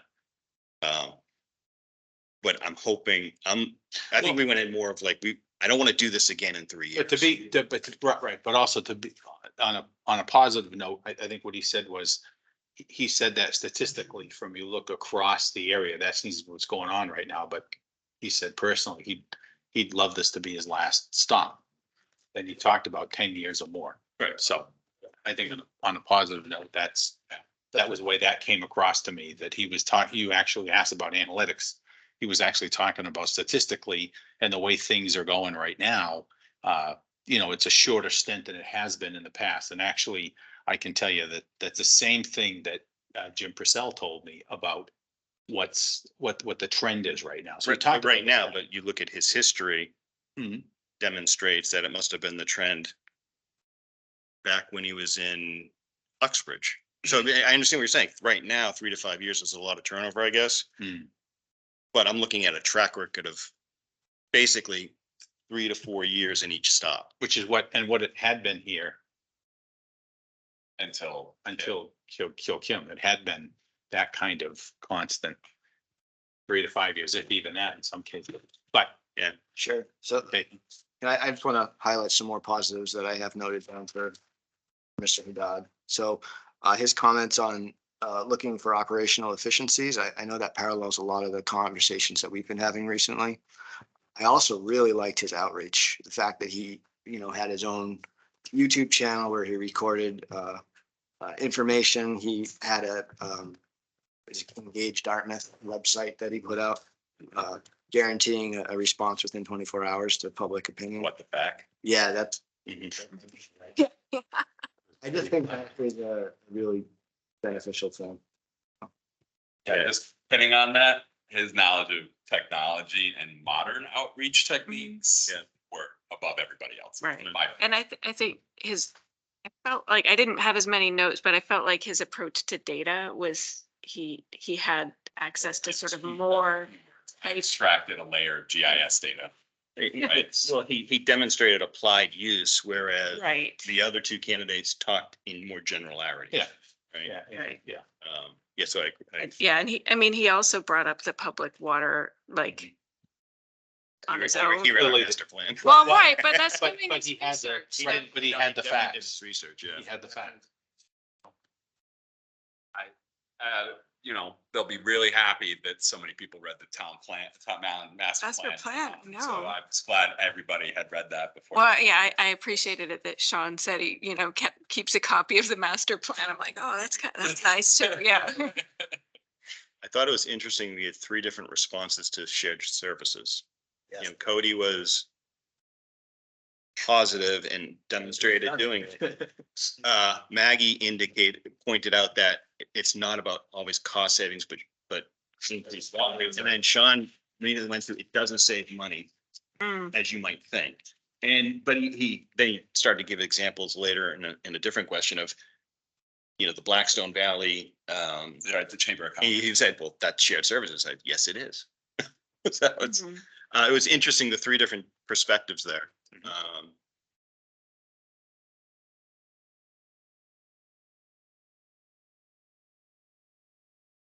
So what I'm hearing is I've got at least 3 of us that are saying that Mr. Haddad, the first candidate, was the one that you thought was number 1. And then. Yeah, I'm sitting here thinking I will move him up on my list. Yeah, I feel like also, as far when we get to the part where we make an offer and whatnot, that might be a little easier for a younger person, given our budget constraints, for us to think about how we offer them a package versus somebody who's been in the system for a really long time. Mhm. But I don't. But I don't think that would weigh in on our current decision. No, it's in my mind. What was the question? Budget, budget and financing question. Mhm. I'm not sure I understood whether or not, Mr. Haddad was going to, I was confused at what his general direction might be, he seemed to really defer a lot over to what people wanted versus what his individual direction might be. Like, he didn't seem to take a personal approach to that. And I feel like our town is so small that people really have to have a personal interest in how our finances go, as be a strong voice when talking to us. And yeah, he seemed to have that when he talked about the schools, but not necessarily with the internal finances. Yeah. And there seemed to be some more experience there with our first candidate. So, or at least maybe in the town of Plainville, they're more open about, or sorry, not Plainville. Halifax, right? Halifax, sorry. They're more open about that type of discussion, or they're smaller, so they fit better with the types of discussions we would have. That was another thing that I saw kind of came out. Mhm. Yeah.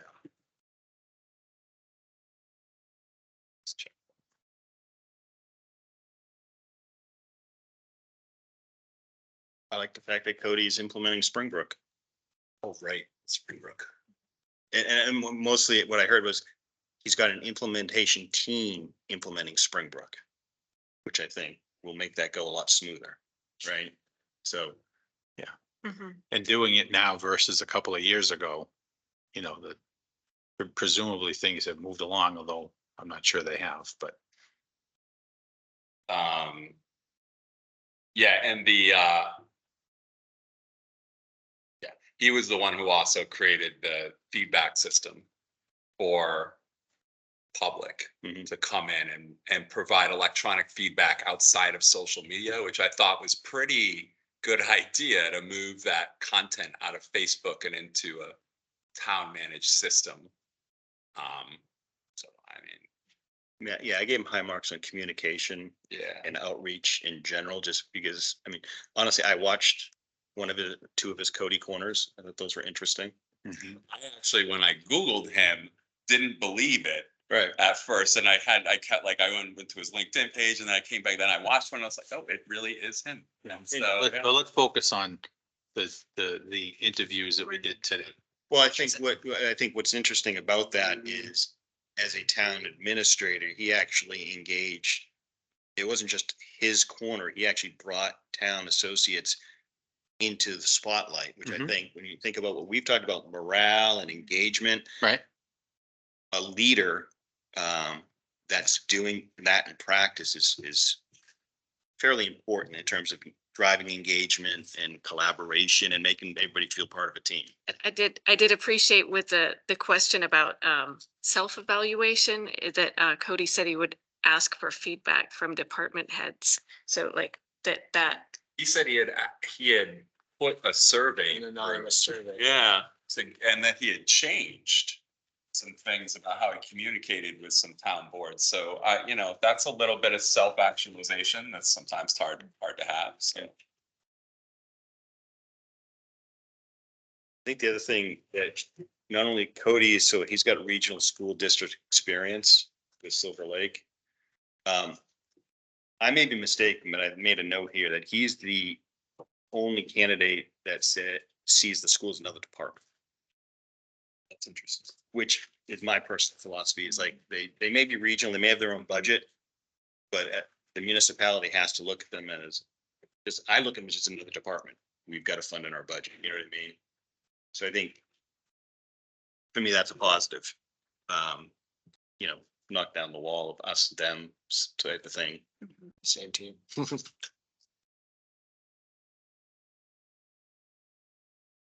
The general consensus is to offer it to Cody Haddad based on or pending the outcome of a background. And he wants to follow the same process that we do with any other employee. Yeah, that'd be my preference. That'd be my preference as well, because Fine. I wanted to start, doing my own check and I was, Yeah, let's just, that's a hard no. yeah, well, I know, I realize that, but the rationale for that is, someone else is doing. Oh, I get it. Yeah. Oh, I get it. You gotta do it. Does that change for us? What does it change for us to do a full background check versus? Time. Take some time. That's all. But presumably it can be done and it's not a deal breaker, so I think there's also a precedent that's been done before. So when it's the same thing we do for every other employee. So does somebody want to make a motion? Sure. I moved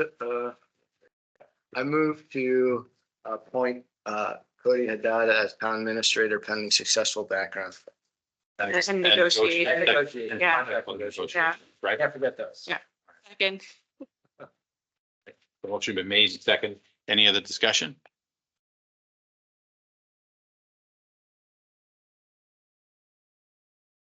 And if for some reason that process has a hiccup, then I guess we can deliberate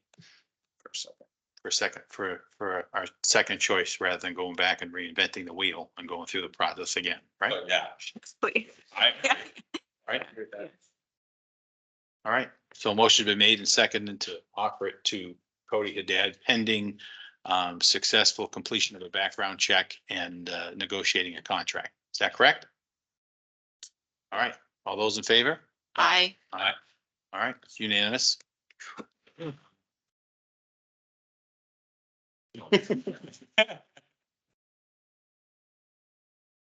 David, give this to you.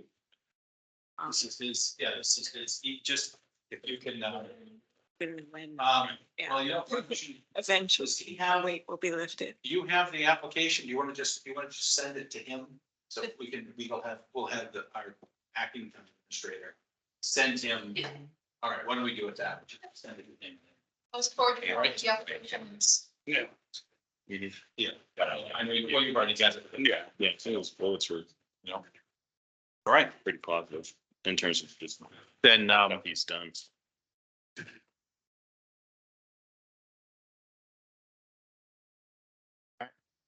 any other business? I don't think so. You're gonna go executive session or no? I think we'll table that. Let's get the background check. Wednesday. Yeah. Or for Well- post background check. Right, post background check, right? Well, Because we can prepare it and be ready to go. So we're not, I'd say we get our ducks in a row saying when we're good to formally offer. We're not going into executive session. We've already done that. You know what I mean? Yeah. But I don't think. Do that you folks wanted are to, well, do we have the numbers? I don't have the numbers and, well, we know what we, We have the original numbers that we put in the job description. yeah, right. Right, all right. Let's, hold that. out. Do we need to go into executive session before we get? Nope. Oh, but she left anyways, and she can't be in the executive session. Like saying, do we need to announce executive session? That's what I'm doing. Right. So let's, no, you can stay. You can stay. Sure, you can certainly stay for that, but, all right, so I'm gonna, make a motion to, move into executive session for purpose 2, Mass General Law, Chapter 30A, Section 21A2, to conduct strategy sessions in preparation for negotiation with non-union personnel, or to conduct conductive bargaining sessions or contract negotiation with non-union personnel, town administrator. So I need a voice vote. Morale, aye. Oh, you need a second. Yeah, second, I'm sorry. Okay, I'll second. Okay, second. Motion been made and seconded. Now, voice vote, Morale, aye. Brugos, aye. Got it, I. Cooter, aye. Janelle, I, All right. Let's, are we gonna come back to adjourn or are we going to adjourn from executive? we're just gonna, come back just to adjourn.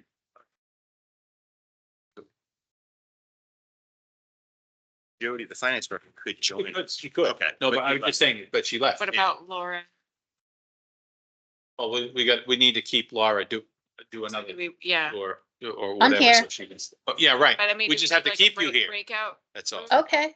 I don't know what the plan is. Jason has to do it because you Okay. want to do a breakout room? Yeah, we gotta do a breakout. Yeah. You have Jen if you don't want me to stay. I'm fine with staying. I don't have a problem with it at all. You should stay. I think you should stay. Okay. And Mary is, I see Mary is on, Mary Arcardi's on there as well. Just gonna. She joined and we never Stop recording. or captured should- for any expert comments. Yeah, I didn't see that she was there. No. I saw that she offered, but Gonna see what happens. It does pause automatically. But she's gotta be happy. Creating a room right now. All right, let's see.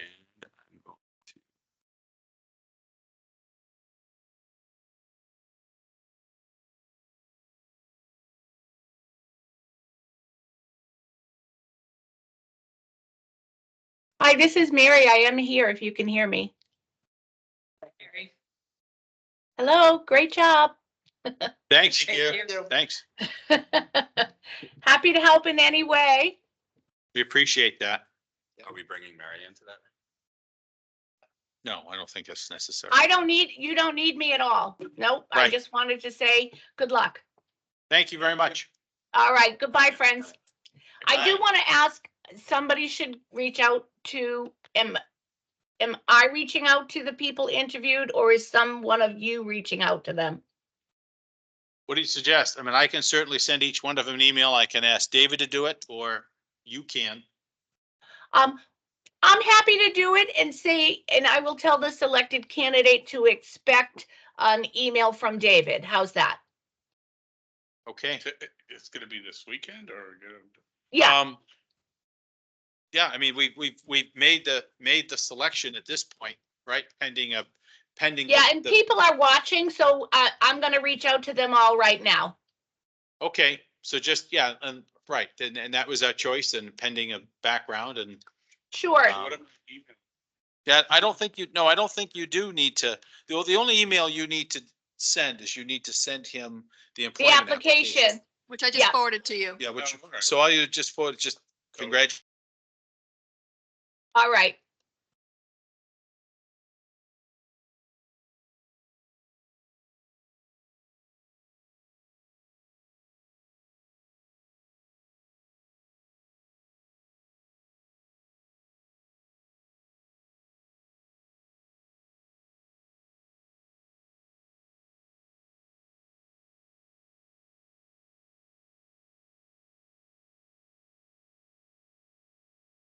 All right, do we have a motion to adjourn? So moved. Second.